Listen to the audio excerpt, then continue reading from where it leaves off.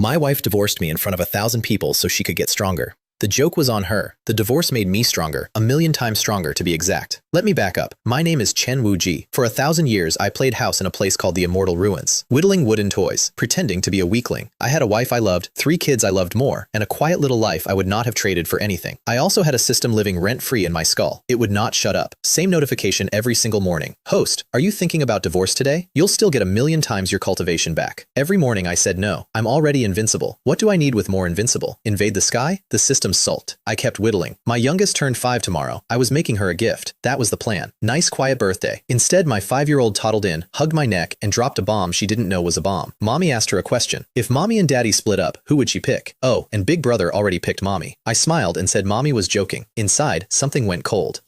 You don't ask a 5-year-old that for fun. You ask it when the paperwork's already drafted. So I went to find my wife. Wu Mei Lin. Caught her mid-sentence on a call she killed the second she saw me. 1,000 years married and she still couldn't feel me enter a room. I asked her straight. She stared at the floor. Took a breath like she was lifting a mountain. Said the word. Divorce. And right on cue, because the universe loves a stage, she started ascending. Golden light, dragon and phoenix shadows, the whole fireworks show. She was breaking through to Emperor realm at the exact worst moment. Cool timing. Turns out that was the whole point. Her new emperor position was the Flawless Empress. Strongest, purest, most mysterious position on our side. One catch. To reach the top of it, you sever all romantic love. All of it. Husband included. So she didn't leave me for another man. She left me for a stat boost. The whole region came to watch her coronation like a festival. Her master, an old snake named Han Song, who'd looked at me like gum on her shoe for 1,000 years, was cackling. My brother-in-law came. My sister-in-law came. My old friend Chen Lei came.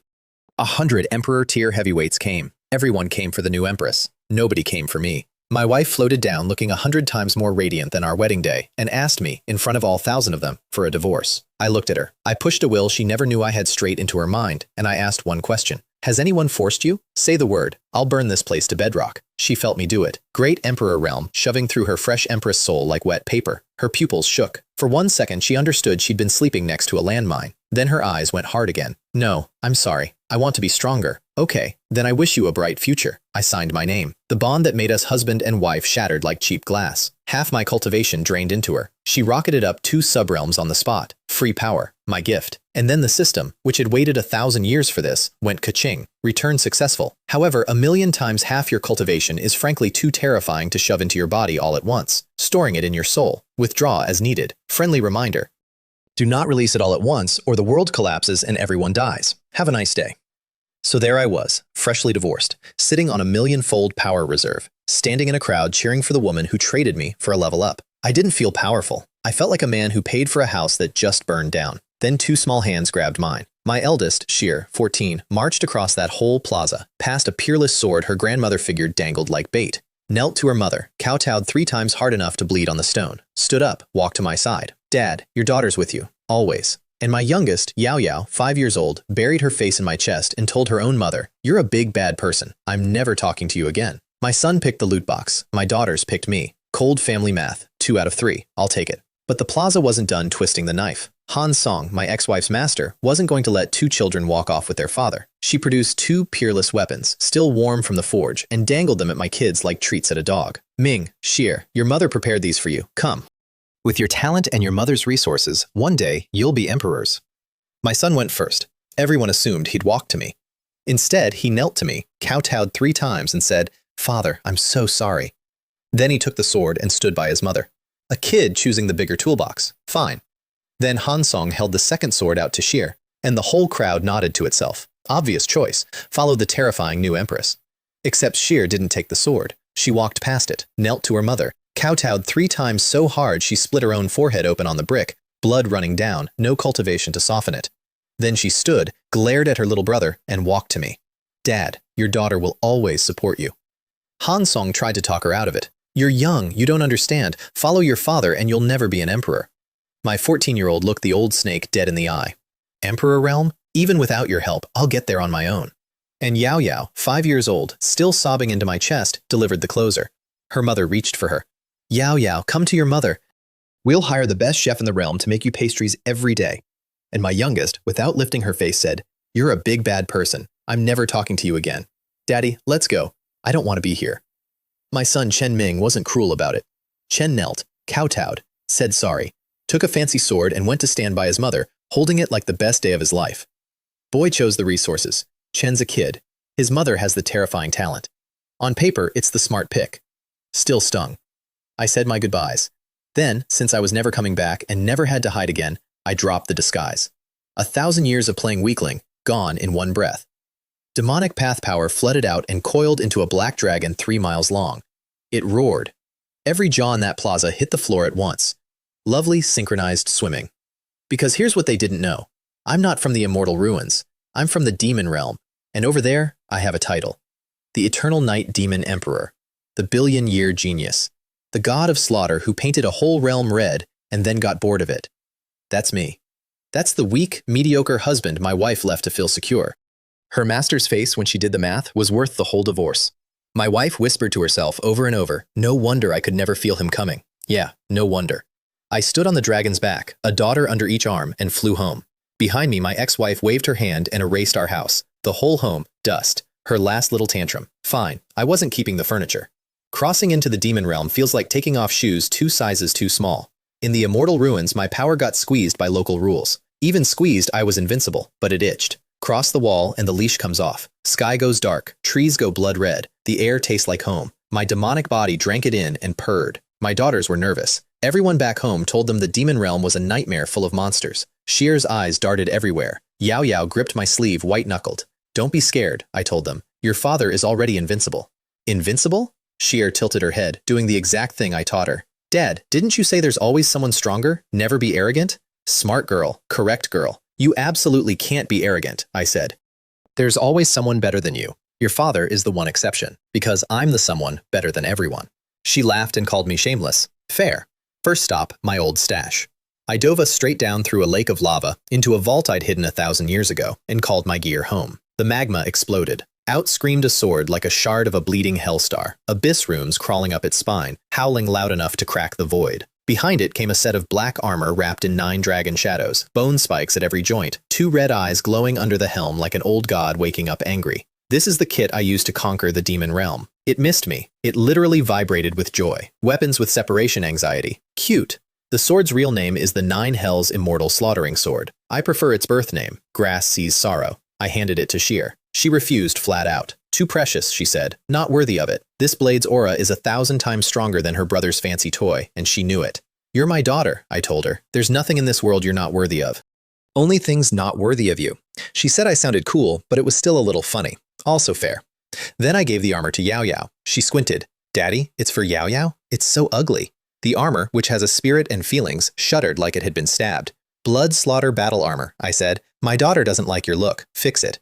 So the ancient armor of a slaughter god turned itself bubblegum pink, added little glowing hearts, and made itself adorable. Yao Yao squealed. Then she named it. She named my legendary battle armor Donut. Donut. The armor that tanks a full power strike from a peak emperor without losing a hair. Named Donut, because it wraps around her in a circle and it's cute. My daughter will not be taking notes. One thing was missing, my contracted beast. A black dragon I call Shadow, supposed to be guarding this vault. Gone. Shadow is, with love, a professional thief. Chen steals things. Chen stole from me before I ever caught him. Chen's out there in the demon realm right now, stealing. Remember him. Anyway, time to introduce my girls to the neighborhood. Demon Fall City, 10 million people. One of the 10 richest cities in the realm. Also the setting for my daughter's first street fight because we'd been in town maybe 10 minutes when Sheer spotted 5 men ganging up on a girl in a red dress. Normal dad tells his kid to mind her own business. I'm not a normal dad. My kid felt the injustice, and honestly, a warm-up against thugs is exactly the tempering she needs. You want to help? I asked. Maybe we shouldn't cause trouble for you, Dad. What trouble? However many come, I'll kill them all. Go, try the new sword. So she went. First slash. One thug cut into 2 neat halves. My little girl. So decisive. I nearly wept. The red dress girl, Wang Jing, was baffled her rescuer was using Immortal Ruins power in the demon realm. The 5 thugs figured out fast they were outmatched and pulled the classic villain move. Screamed to the crowd that an outsider was here killing their people and stealing treasure. Free sword, come get it. Greed is a beautiful engine. A dozen locals charged in for the loot. Sheer's expression flickered. Dad, I can handle it. I nodded. Anyone her level or below, she handles. I just watched, glowing like an idiot. Then the difficulty spiked. A gaunt old Saint King drifted out of the void, cackling about a fated encounter, ordering my daughter to hand over the sword. The crowd froze, way above their weight class. Chen got one look at me and started shaking. Chen felt the cold coming off my soul. Great Emperor Realm, this junior is blind. Please, continue. and he turned to flee. Leave an arm. Chen didn't even argue. Chopped off his own left arm, blood everywhere, bowed to me and ran. Chen hadn't touched my daughter. Chen just thought about it. In this realm, a bad thought about my kids has a copay. The rest tried to bolt. I dropped a black cage over the whole sky. Nobody left. They raised a hand to my daughter, so they became her sparring partners. She and Wang Jing mopped them up. Good exercise. Then the boss music kicked in. A man in black stepped out of the void with a coffin on his back. Corpse Fiend sect. A great emperor, middle stage, up-and-comer. Chen sensed the sword and come to collect. Small world, corpse boy. His sect founder was one of the fools who tried to interrupt my coronation. First thing I did as emperor was turn that founder to ash. His whole sect spent centuries in the gutter because of me. And now the very first idiot I meet on my way home is from that exact sect. Poetry. Chen didn't recognize me. Nobody does. I always wore a mask. Fewer than 10 people alive know my face. Chen scanned me, found a great emperor he'd never seen, and drew the obvious conclusion. A fresh one, newly broken through, easy pickings. So he strutted, told me the sword should be mine, and asked if I wanted to keep it. I told him it was a gift from my daughter. What, you want it? I'll spare your family's lives. Hand over the sword and I'll let you go. Otherwise what? I'll turn your whole family into my walking corpses. Oh. That oh set him off. Chen launched into a speech. Years of silence, the realm forgot the might of the Corpse Fiend sect. Today he'd use me to announce their return. On and on. The crowd was eating it up. A real great emperor duel, right here on the main street. You talk too much, I said, and reached out. Chen appeared in my hand, just like that, across the whole sky. Neck in my fist, couldn't move. Funny, I told him. Your founder said the exact same thing right before I killed him. Your bloodline's consistent. Then I lit him up with a mortal execution black flame. A great emperor turned to ash on the pavement in one breath. Dead silence. A middle-stage great emperor snuffed like a candle. That's not supposed to be possible. Great emperors are hard to kill. This one didn't get a scream out. Yao Yao, my 5-year-old, watched me incinerate a man and clapped. Daddy's so handsome. Not scared, thought it was cool. That's my bloodline. And then the sky went black with thunderclouds because the local landlord had finally noticed the noise. Who's causing trouble in my city? Tired of living? Purple-black storm. Lightning like a python. Pressure crushing everyone. The crowd panicked. It's the city lord. Wang Gong, the great emperor. Peak realm. Close friend of the old devil emperor. This guy is finished. I looked up at the thunder god posing in the clouds, and I sighed. Still such a drama queen. Where'd you crawl from, aunt? State your name. Your grandfather, I said. Chen almost cursed me out. Then he heard my voice. Froze mid-lightning. Wait, that voice. The clouds died in one breath. Sky went blue. An old man in purple robes with a lightning scar on his chin popped up in front of me and started shaking me by the shoulders like a snow globe. It's you! Where the hell have you been for 1,000 years, you absolute— Stop shaking, you're jostling my children. Chen stopped. Then he saw the kids. His brain visibly rebooted. Wait, your daughter? You disappeared and came back with a daughter? She doesn't even look fierce, she's adorable. God is so unfair. I kicked him. Chen staggered back, delighted. That's Wang Gong. Wang Gong, the Thunder Great Emperor, City Lord of Demonfall, one of the 10 strongest things in the realm, my oldest sparring partner and personal headache. We fought like enemies for tens of thousands of years, and somehow that turned into friendship. I once handed him a great city as a gift. Chen copied my old house down to the last roof tile because he missed me. Chen is, functionally, my annoying uncle. Chen'd been alone in this city since I left. When I said I was settling down with him, his old eyes lit up like a dry well hitting water. You're not going back on that. You're staying. Here. Then he hauled us off to a courtyard he keeps, which is, of course, an exact replica of my old home. Chen brought that red dress girl along too, on my orders, Wang Jing, because I'd caught a familiar scent on her. Her surname is Wang. She's the descendant of an old acquaintance. Keep her in mind. That thread pays off later, and it hurts. That night, we had barbecue. Wang Gang flew off and came back 3 breaths later hauling a demonic beast the size of a courtyard and grilled the whole thing. Yao Yao ate like a bottomless pit and crowned Grandpa Wang the best cook alive. Wang Gang grilled faster, glowing under the praise. I've known that old man tens of thousands of years, never seen him this happy. Wang Jing sat rigid by the fire, terrified to breathe wrong. Because when Xier asked who her father was, Wang Gang cheerfully dropped the title, Eternal Night Demon Emperor. Wang Jing nearly fainted into the coals, the god of slaughter, 3 feet away, chewing barbecue, and he drafted her as his daughter's best friend. Her whole nervous system filed a complaint. My daughters just looked at me like I'd grown a second head. Dad, you were this amazing the whole time? Why didn't you tell us? Because a demon in the Immortal Ruins gets hunted to death if he flexes. That's over now. From now on, I told them, with your father around, you never have to be afraid to do anything. I've got you covered. Later, when the girls were down, I sat in the pavilion with Wang Gong and a jar of wine called Sorrow Relief, and he finally pried it out of me. That my wife divorced me, that she did it for power, that she never knew she'd married the strongest thing in 2 realms, and threw it all away to chase a ceiling I'd blown through 1,000 years ago. Chen was quiet a long time. Then he said what everyone eventually says. What a complete idiot. To the idiot, I said, and we drank. A mirror, once cracked, stays cracked. I'd made my peace the second she said it out loud. What kept me steady wasn't her, and wasn't revenge. It was 2 little girls asleep in the next room who chose their father over a peerless sword. Raised them into the strongest beings in the world. That's the new path. That's the whole plan. In the dark, in the other room, Yao Yao couldn't sleep. She whispered that she hated mommy, but also missed her. Xier held her and said, "From now on, I'll hold you while you sleep." And then my 14-year-old made a quiet promise into the dark. When we've both reached Great Emperor Realm, we'll go see Mother together and show her, with our own strength, exactly how wrong she was. I heard every word. I pretended I didn't. Some things a father lets his kids keep. What I didn't tell them is that there was a crazy woman in this realm who'd hunted me for 1,000 years, and she was about to find out I was back. Here's a detail Wang Gong let slip over the wine. For 1,000 years, a woman named Gao Yue had been searching the entire realm for me, obsessively.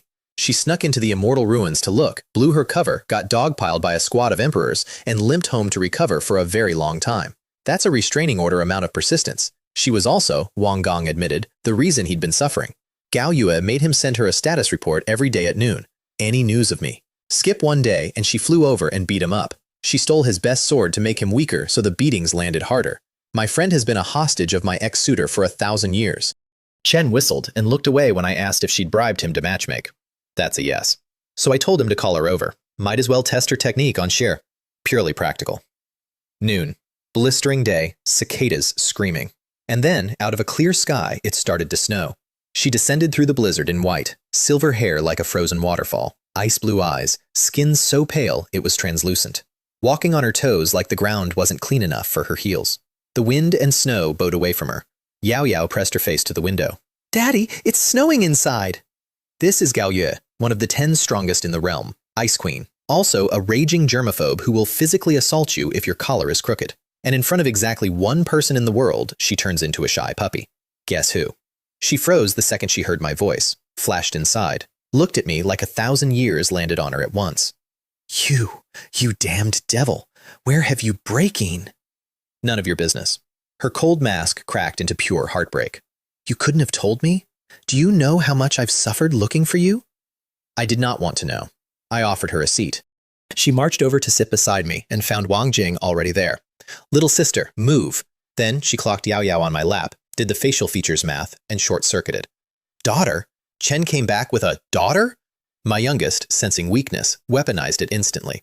Auntie Shui, sit here. But first, could you turn that watermelon into ice? Iced things are so good.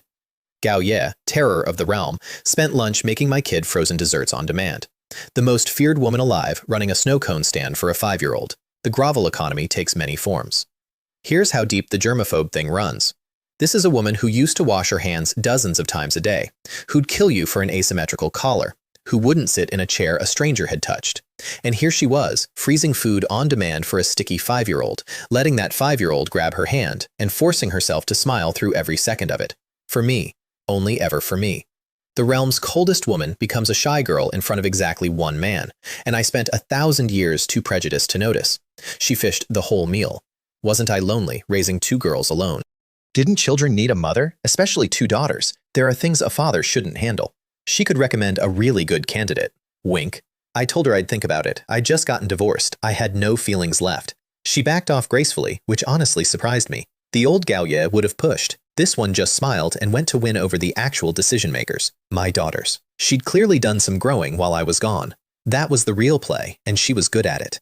She learned Yao Yao's love language is food and became a food delivery service. She learned Xier's love language is order, and when she transferred her cultivation technique into Xier's mind, the little snowflake sigil she used was so perfectly formed my obsessive-compulsive daughter nearly wept. Turns out Ice Queen germaphobe and my perfectionist eldest are the same person a few centuries apart. And the technique fit Xier like a glove, better than the one I'd been hunting for. So Xier switched, and I spent half an hour cleansing her old Immortal Ruins cultivation and rebuilding it into demon realm power from scratch. For anyone else in existence, this is impossible.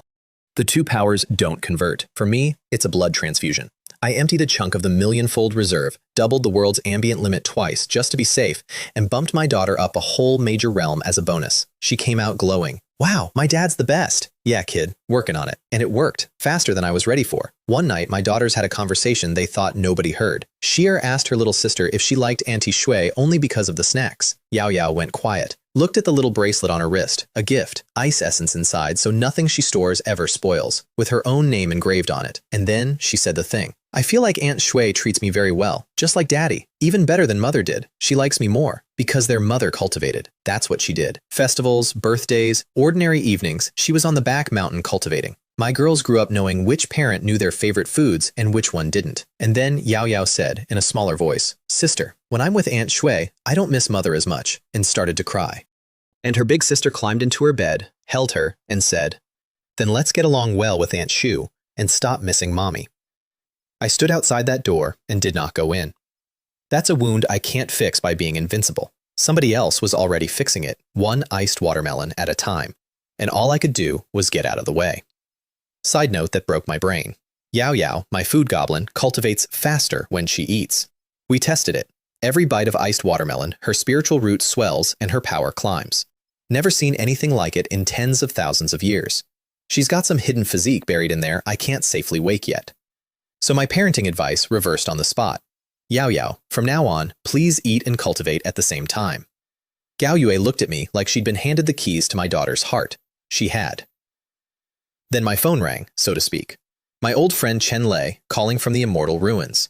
Chen Lei is a little old man who lives for one thing, forging artifacts. When he's working, he forgets to eat or sleep. Reminds me of a friend I lost long ago, which is probably why I let him get close in the 1,000 years I hid there. Chen's the one person over there who treated me straight the whole time, before and after he learned what I was. Now the Immortal Ruins had turned on him, calling him a traitor for being my friend. Chen was done. Could he move to the demon realm with me? Come on over, I said. And oh, would he like to meet the strongest artifact forger alive and learn from him? Chen nearly cried through the call. Best decision of his life, he said. Chen didn't know how right he was.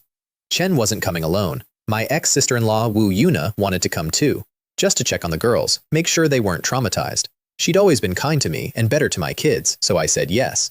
I picked them up at the border myself. I don't trust anyone else with their safety. Then I shattered the void and flew them home. 2 breaths, several 100,000 miles. They came out the other side, frozen in shock. A peak Great Emperor covers maybe 10,000 miles in a breath. I'd done 30 times that and made it look like a stroll. Chen Lei, voice shaking. Chen Wuji, how far did you just take us? Hundreds of thousands of miles. Please don't ask again, old man. The kids are waiting. The reunion was pure sunshine. Yao Yao launched herself at her aunt. Xier showed off her new cultivation. A full major realm jumped in 2 days, and Wu Yuna's soul left her body. Then Xier pulled out Grass Sees Sorrow, and her aunt questioned the universe. That divine sword in a child's hands. Then Yao Yao showed off Donut, and Wu Yuna just stopped talking. Brainful, please try again later. She kept comparing this to her other nephew, my son Chen Ming, who got a fancy sword from his mother and wore it on his back everywhere so people would notice. Compared to what his sisters casually held, his prize was a plastic toy. She didn't say it. She thought it loud enough that I heard it anyway. Chen Lei, meanwhile, did a full lap around Donut and Grass Sees Sorrow, red-eyed, muttering, amazing, amazing, like a man at a shrine. When I offered to introduce him to the smith who made them and build him a forge, he agreed to move in on the spot. I gave him a room and a promise, and I got, in exchange, the sincere free labor of the second best forger in the realm. Bargain. Wu Yuna hadn't come empty-handed either. Before she left, she'd given her sister a recording formation and told her to say something to her daughters. Anything. And my ex-wife recorded one. So Wu Yuna handed my girls 2 little formations, 1 each, and told them these were their mother's words, and they could listen or not, their choice. They went quiet. Then both of them tossed the formations onto the bed, faces turned away, like the things were hot. But here's what their aunt noticed on her way out. Neither girl broke them. Neither girl deleted a thing. 2 proud children, refusing on principle, unable to throw away their mother's voice. Wu Yuna shut the door and left them alone with it, because she knew exactly what they'd do the second the door closed, and it wasn't her business to watch. Just like their mother, she thought, too stubborn to bend. I never asked whether they listened. Some things a father lets his daughters keep. Then Wu Yuna took me aside and bowed 90 degrees to apologize on her sister's behalf. I made her stand up. You didn't do anything. Stop apologizing for other people. You're a good girl, sometimes too good. That's Wu Yuna's whole personality. She apologizes for a living, mostly for her little brother. I told her to knock it off and live well here. Next stop was the Skyfall Demon Cave. Materials for the girls' gear, and body tempering for anyone who hadn't hit Great Emperor. That meant Wu Yuna, Wang Jing, and my daughters. Wang Gong and Gao Yue took one look at me packing for the Skyfall Demon Cave and suddenly remembered somewhere else to be. They both nearly died in that place. I wasn't bringing them anyway. They'd slow me down. What none of us knew, flying toward that giant scar in the earth, was that I was about to find something alive at the bottom. Something from outside this world, and it was going to imprint on me like a duckling. The Skyfall Demon Cave is a meteor crater hundreds of miles wide.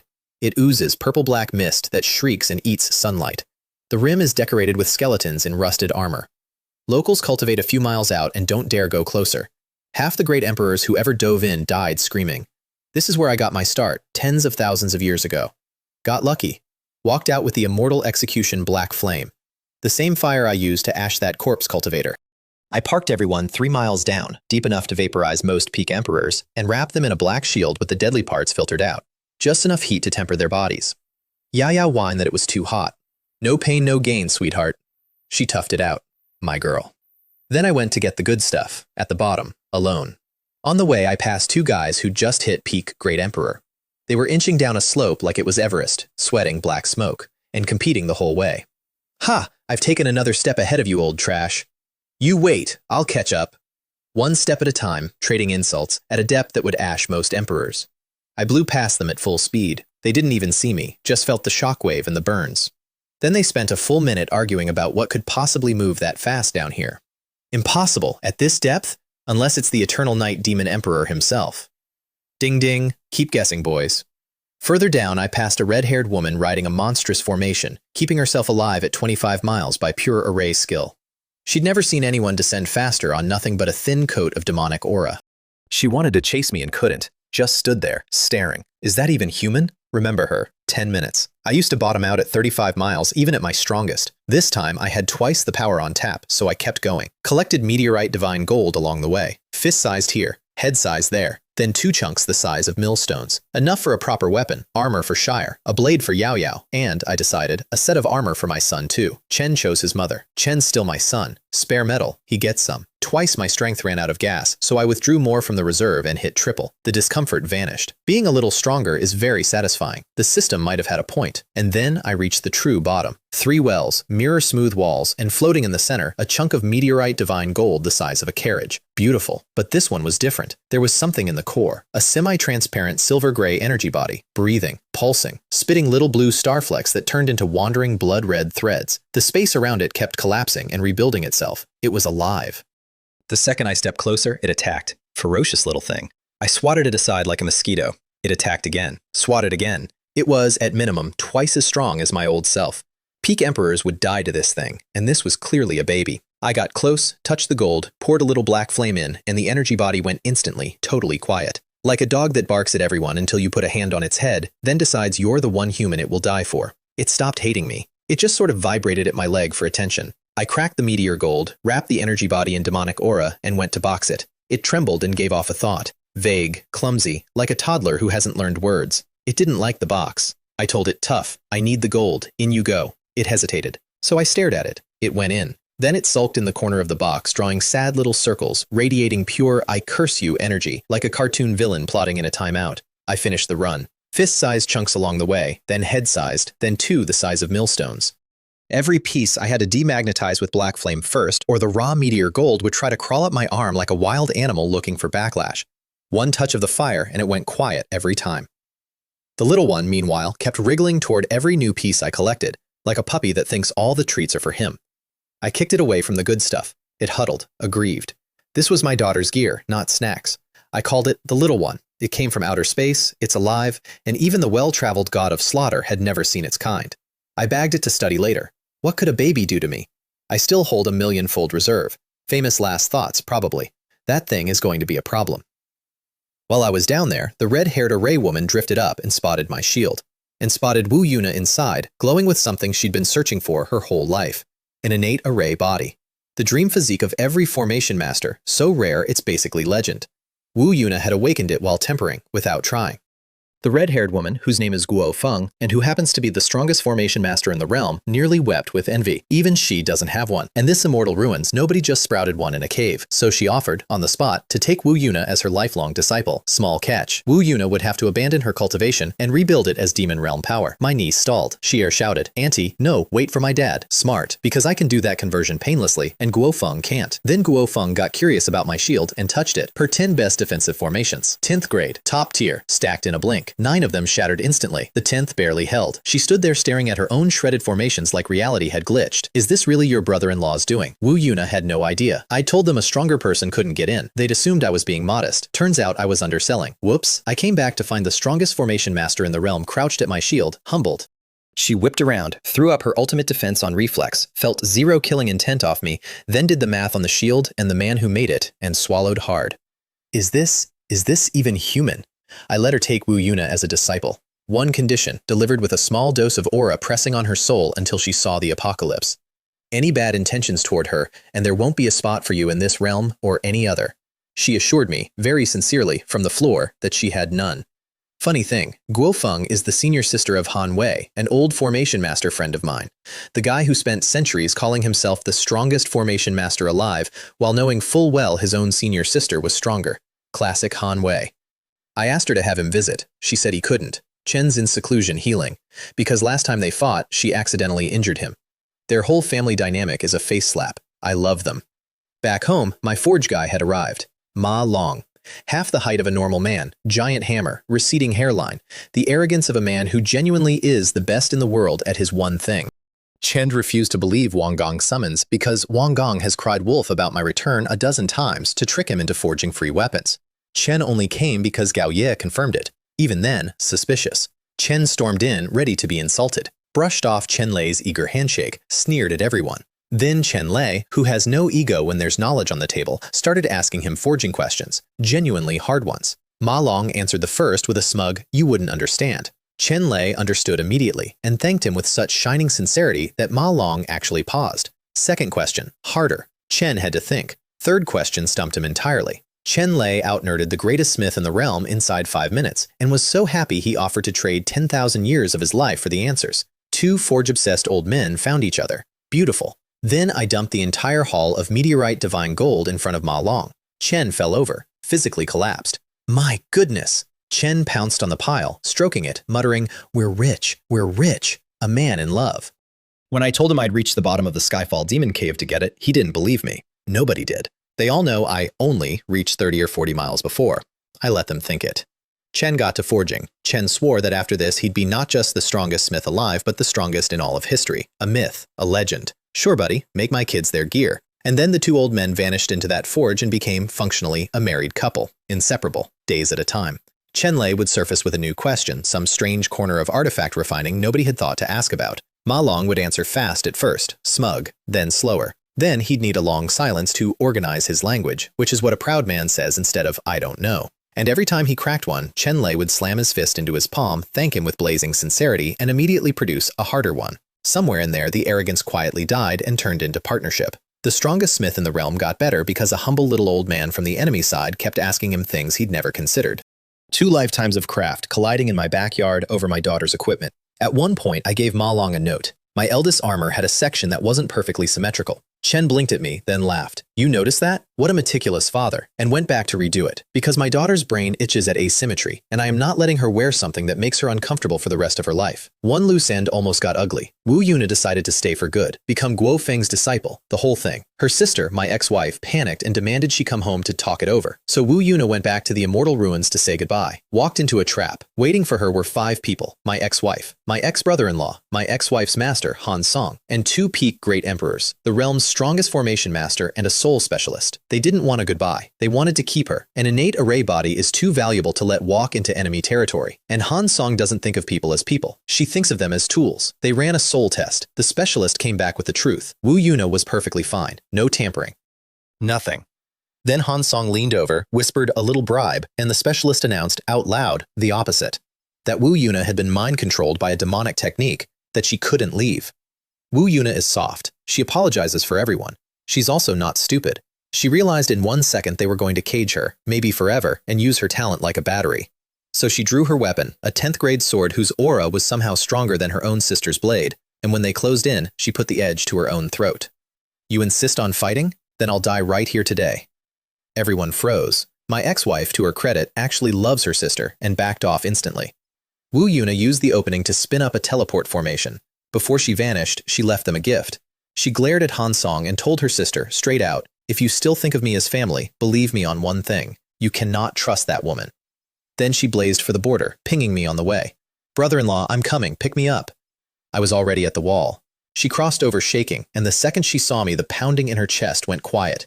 She wouldn't give me the details. Said it was family business, and we're divorced, so it wasn't my place. Fine. I didn't push. I brought her home, converted her cultivation to demon realm power in the time it takes an incense stick to burn, and watched her nearly cry when the demonic power bloomed in her palm. I knew my brother-in-law could do it. Then she knelt to Guo Feng right there in the courtyard and formally took her as master. And I had a short word with the strongest formation master in the realm, one-on-one, with just enough of my aura leaking that she saw the world end behind her eyes. From now on, you are her master. Teach her well. I don't want to see anything from you except formations. She assured me, very fast, that she had no other intentions. I patted her shoulder and told her that if she did well, I'd reward her handsomely. She let out a breath like a woman stepping off a gallows. And Wu Yuna got to work, not gently. She'd been the soft one her whole life, the one who apologized for everyone else, and something in that trap back home had burned that out of her. Every night under the demon godmother tree, comprehension boosted dozens of times over. Every day at the academy, in a room where a year passes for every day outside. She cracked formation problems that had blocked her for decades. She built things her master hadn't thought of. I watched her go from a woman who bowed 90 degrees for other people's crimes to a woman on the doorstep of Emperor Realm in a span that should have taken centuries. Her little brother is crippled, and she intends to be strong enough to carry him. That's the whole engine. Somewhere in the Immortal Ruins, there's an old snake who tried to cage this woman for her talent and told my ex-wife it was for the greater good. That woman is going to become an emperor in my house, on my tree, under a master she chose. And one day, she's going back. She said so herself, on her way out the door, blade at her own throat. Wait for me. I'll come back for you when I'm stronger. I've decided I'd like to be there for that. I heard the aftermath through the walls. My ex-wife actually turned on Han Song for the first time. Told her master, do anything to my family again without asking, and I'll do the same to you. The first genuine threat my ex ever aimed at the old snake. Progress, I suppose. Doesn't fix anything between her and me. A cracked mirror stays cracked. But it told me something useful. The rot in that camp isn't my ex-wife. It's the master pulling her strings. Filed away. Meanwhile, my newest house guest, the little energy body in the box, would not stop trembling. It kept sending out one clumsy toddler thought over and over, and I was starting to understand it. Devour. I didn't know it yet, but that one word was about to get my daughters into the best school in the realm. Here's my parenting problem. Last time I raised a genius, I did it my way. Total isolation. Non-stop cultivation. No friends, just me and the kid. Chen turned out unstoppable and completely broken. Aloof, friendless, lonely. A copy of me at my worst. I gave him the throne and left. I don't want that for my girls. So they needed a school. And in the demon realm, there's only one worth the trouble. The Demon Willow Academy. Home of the time-flow demon willow, a black tree the size of a mountain that, with the right time artifact, hits a time flow ratio of 1 to 300. 1 day outside, almost a year inside. Every talent in the realm claws to get in. Getting in is the problem.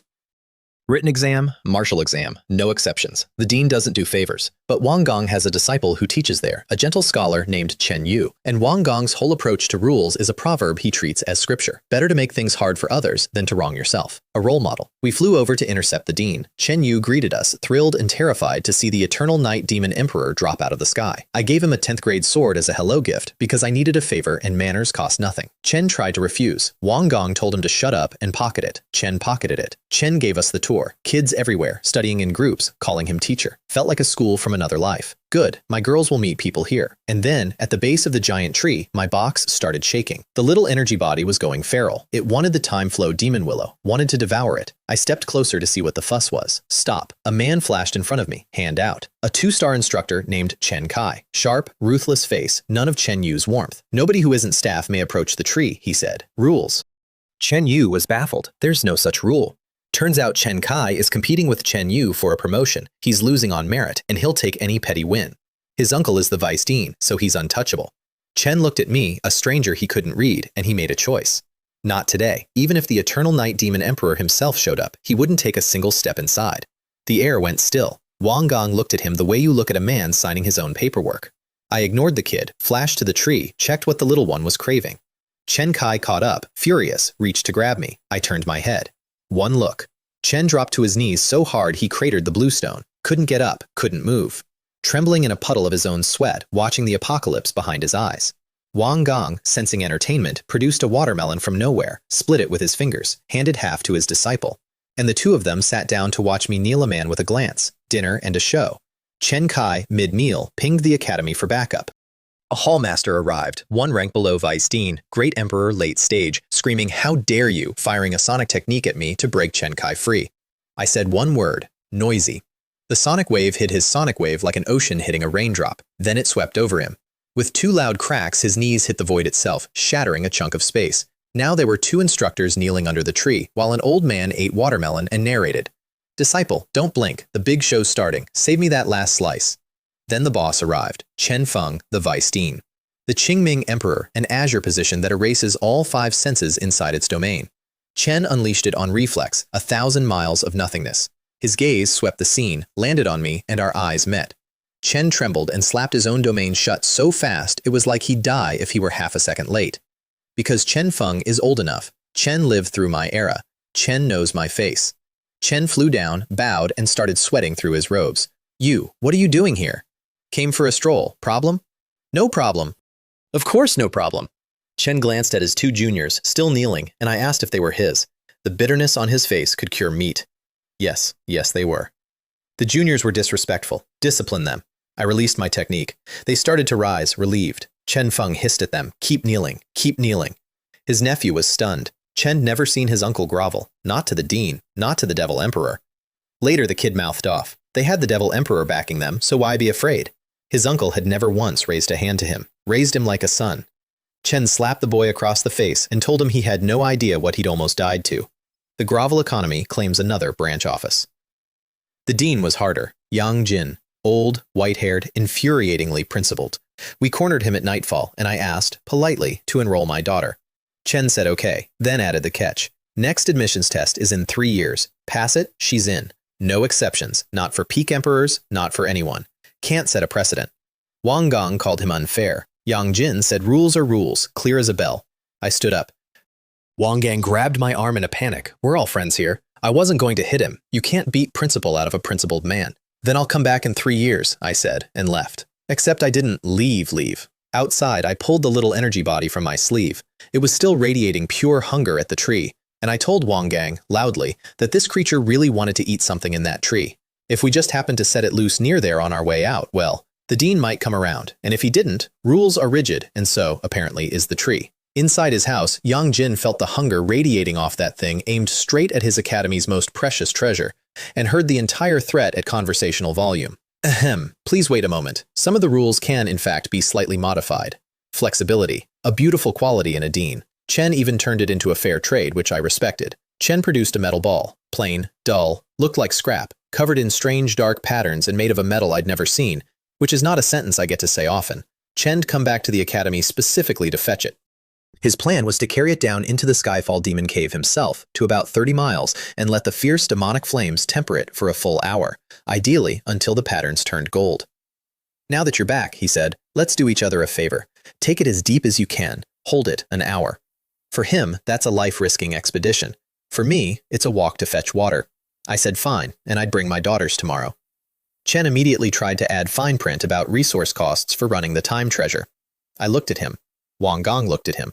Does the Eternal Night Demon Emperor lack a little resource money? Well, actually, everything I'd hidden in this realm had burned, so yes, briefly, I was broke.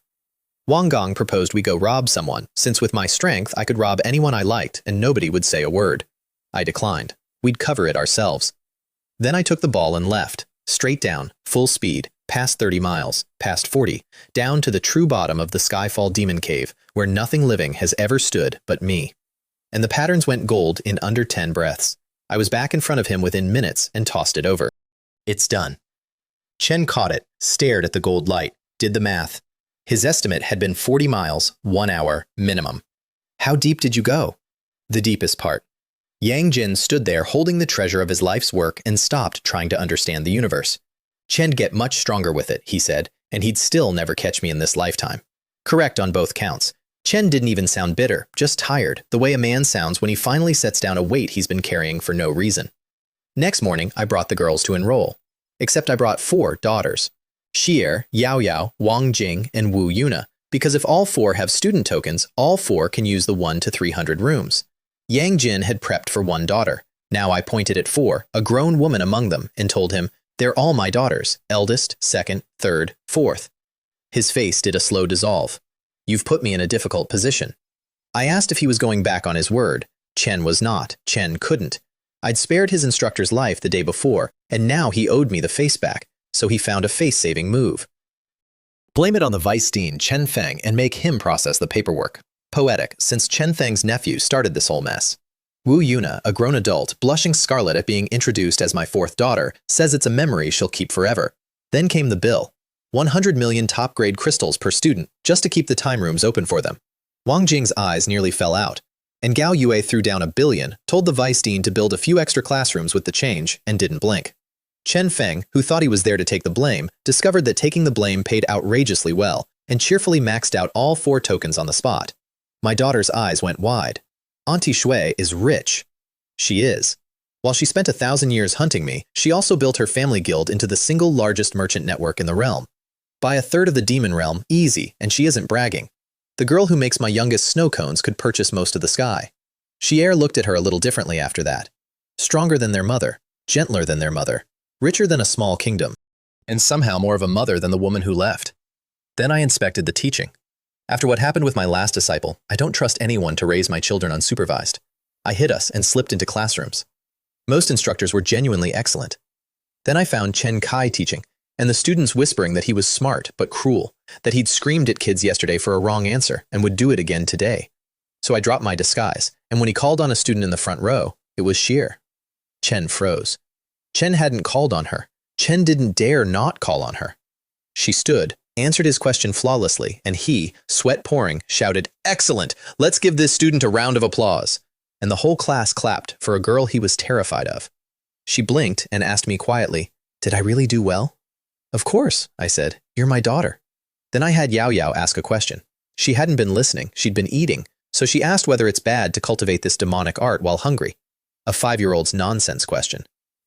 Chen Kai's soul left his body, and he praised it as deeply insightful, invented a statistic about a 10% higher deviation risk, and demanded another round of applause. The whole room clapped for a snack question. Now Chen Kai will remember my daughter's faces forever, and he will never, ever scold them in class. Mission accomplished. The girls loved the time rooms. 10 floors, 1 to 30 at the bottom, 1 to 300 at the top. Went straight to the top and cultivated half a day of outside time, months inside. Xier broke through 3 levels. Wu Yuna cracked a formation problem she'd chewed on for years. Wang Jing broke through 3 levels. Yao Yao 1 kept out. She's 5. An empty room and no snack buddy makes her sad. She can grind when she's older. Then Xier came to me with a problem I actually loved hearing. She'd been breaking through so fast she couldn't control her own strength anymore. So she deliberately slowed her cultivation down and started fighting instead. The academy has a pagoda called the Demonic Beast Tower. 10 floors, conjured beasts scaled to your team, 3 students max, and a public ranking board so every teenager in the realm claws for a spot. She and Wang Jing teamed up and stalled on the 3rd floor. Not from weakness, from ignorance. They didn't know demonic beasts, couldn't find a proper study of their weaknesses in the library. A normal father would say, "Figure it out." I asked Gao Yue if she could source detailed intelligence on every demonic beast in the realm. She said, "Easy, put a bounty out, have professionals compile it." The material was on my daughter's desk the next morning. Xier stared at the delivery speed like it was witchcraft. Gao Yue just smiled and told her, "If you need anything, come to Aunt Shui. No need to trouble your dad." I noticed my daughter didn't correct her. She just said, "Thank you." That's how these things happen. Not with a wedding, with a research request answered before breakfast. Which brings me to the funniest running saga in my life. My son. Chen Ming, back in the Immortal Ruins, was over the moon. Chen'd gotten into their best school, the Azure Mountain Academy, on his mother's name, and scored a rare privilege. A time room. 1 to 30. 2 hours a day. Chen couldn't wait to rub it in his sister's face. Chen pinged home to brag. His aunt gently told him his sister had just broken through 3 levels. Chen laughed, sure she was teasing, a kid too proud to believe it. Then he got Xier on the line, and it became the single most one-sided bragging contest in the history of 2 realms. Chen led with his time room. 1 to 30, 2 hours a day, the dean's personal favor. My daughter, holding it together for family harmony, cracked her knuckles. 1 to 30, 2 hours? Cute. Have you heard of 1 to 300? Because I spent half a day in one today. Half a day. Chen called her a liar. She kept going. Chen bragged that the Azure Mountain Dean called him an ultimate sword prodigy and taught him a technique he mastered in 60 hours. She said her instructor could crush his dean with one finger, and she learned her sword in under an hour. Chen bragged the academy gave him an enlightenment pill every 3 days to double his comprehension. She said she has a tree that does that just by sitting under it, dozens of times over. Chen recruited 5 little brothers and sisters from noble families and had them all call her Big Sister through the jade. She asked if any of their fathers were peak great emperors, because more than half of hers are. That follower thing deserves its own note because it's the saddest joke in the whole exchange. My son proudly lined up 5 young masters and misses from top Immortal Ruins factions and had them all chorus Big Sister into the jade. Chen was thrilled. Chen'd always been the little brother. Now he was somebody's big brother. You could hear him standing up straighter. His sister, to her credit, stopped mocking for a second and gave him real advice. Make friends, fine, but ask yourself why someone suddenly wants to be close to you. Are they friends or are they after something? Don't do this little brother thing. My ex-brother-in-law, listening in, knew exactly what was happening and didn't have the heart to say it. Those 5 kids showed up right after everyone in the Immortal Ruins started believing my ex-wife had crippled 2 Huang Fus without lifting a finger. Their elders sent them. They're not my son's friends. They're a family investment in the terrifying new Empress, routed through her lonely 12-year-old. The boy is getting used and he's helping them count the money, and he thinks it's a win. And underneath all the bragging, if you listen closely, you can hear it. Chen misses his sisters. Chen misses his father. Chen'll never say it in a brag. So he brags instead. Every single flex she topped by an order of magnitude. And the terrible part is, she wasn't even lying. My son called it bragging because the alternative, that all of it was real, was too much to hold. Chen stomped his foot. Sis, you'll die if you don't brag for one day. His aunt, unable to lie to his face, kept confirming everything, which somehow made it worse. My son's whole worldview began to crumble in real time. My ex-brother-in-law, who by now knows exactly who I am, listened to this and clutched his own head, howling, because he understood. A 1 to 300 treasure exists, his niece uses it daily, and he could too if he'd just been nicer to the mediocre brother-in-law he mocked for 1,000 years. That's the running joke that will not die.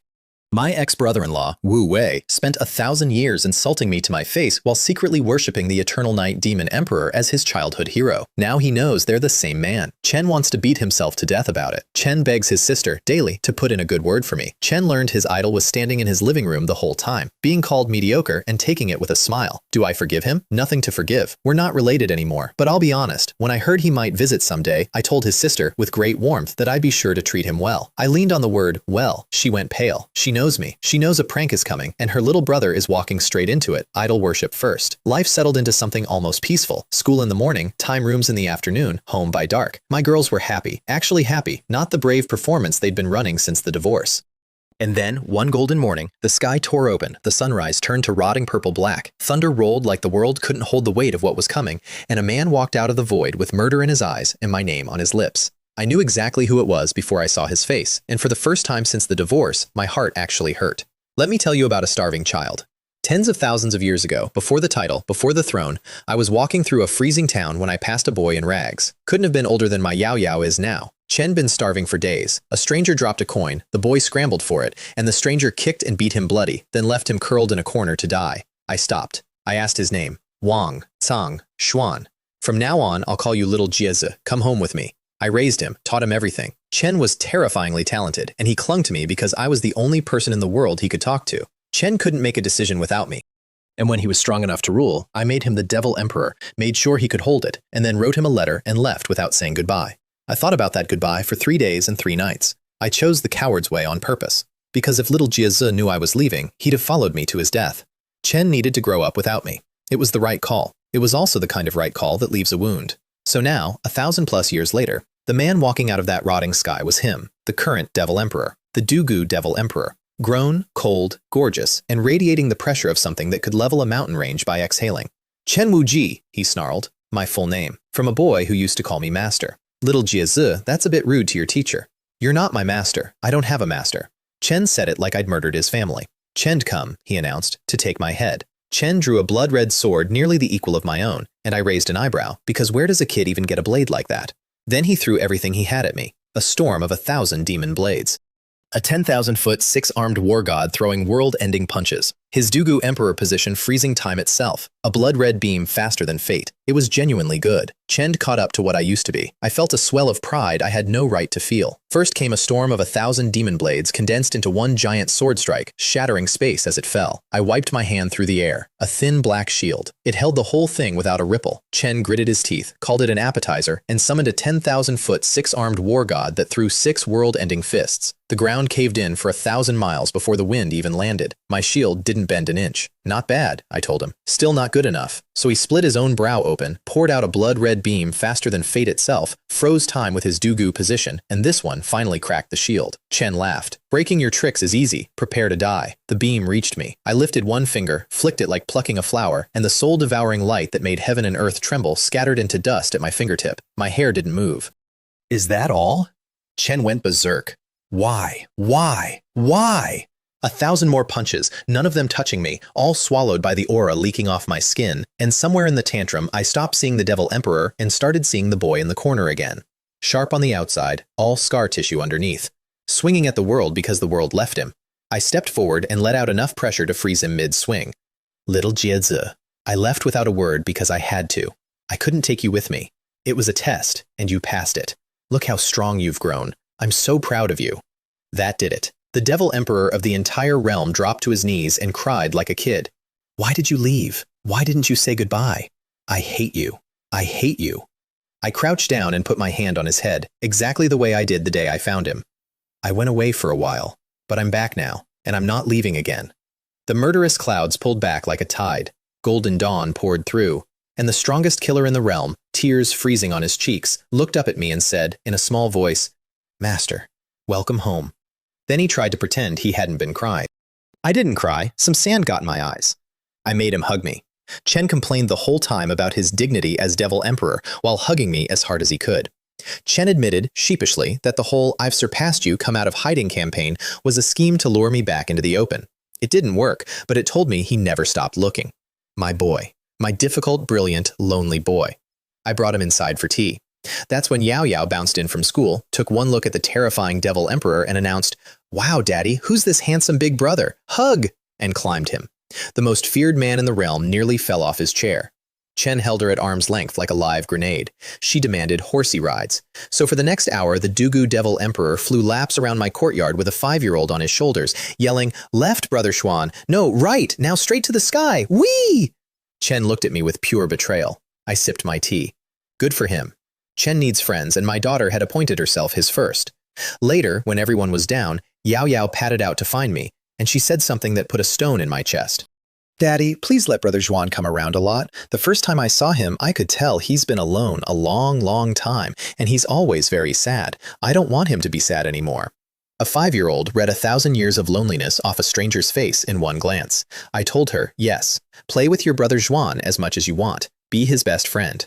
She nodded, very solemn, like I'd handed her a sacred quest. Here's what my sweet, oblivious daughter didn't know about her new horsey. That same night, Ma Jie flew back to the Demon Palace and ran a war council. Picture it, a hall full of the most terrifying people in the realm. Sect masters, family patriarchs, peak great emperors, most of them. All of them standing the moment he appears, bowing, saying, Devil Emperor, in one voice. They'd been waiting 2 full hours. Not one of them dared to mention it. When he apologized for the delay, every single one of them rushed to say they'd only just arrived. And he runs it from behind a curtain, a screen that blocks their sight and their divine sense, while leaving his own perception free.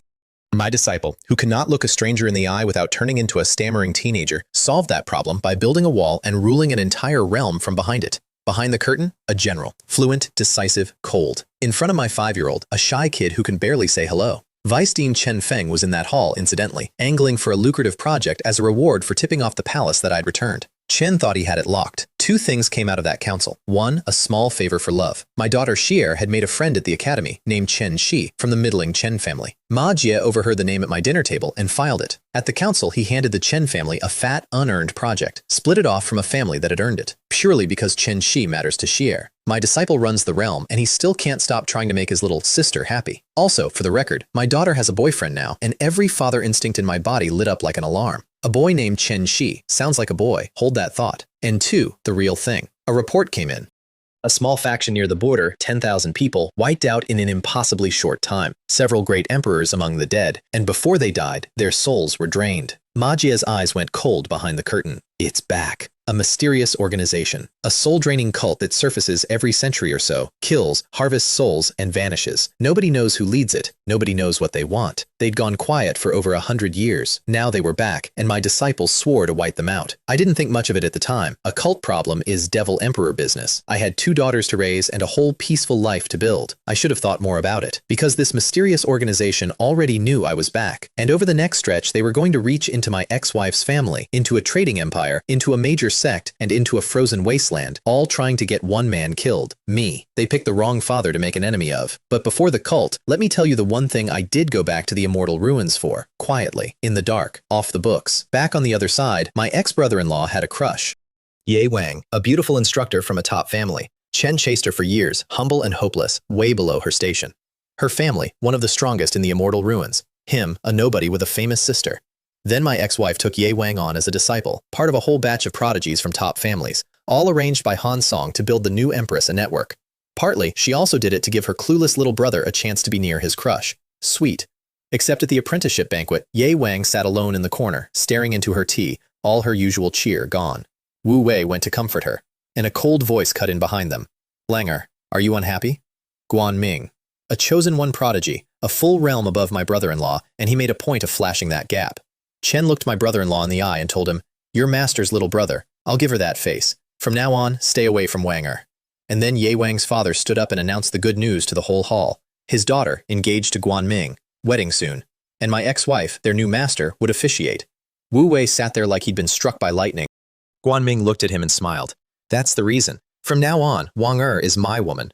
Wu Wei could feel it. Ye Wang didn't want the marriage. Chen begged his sister for help. His sister looked at the floor and said there are plenty of women under the sun. Han Song told him not to ruin his sister's great cause over a romance.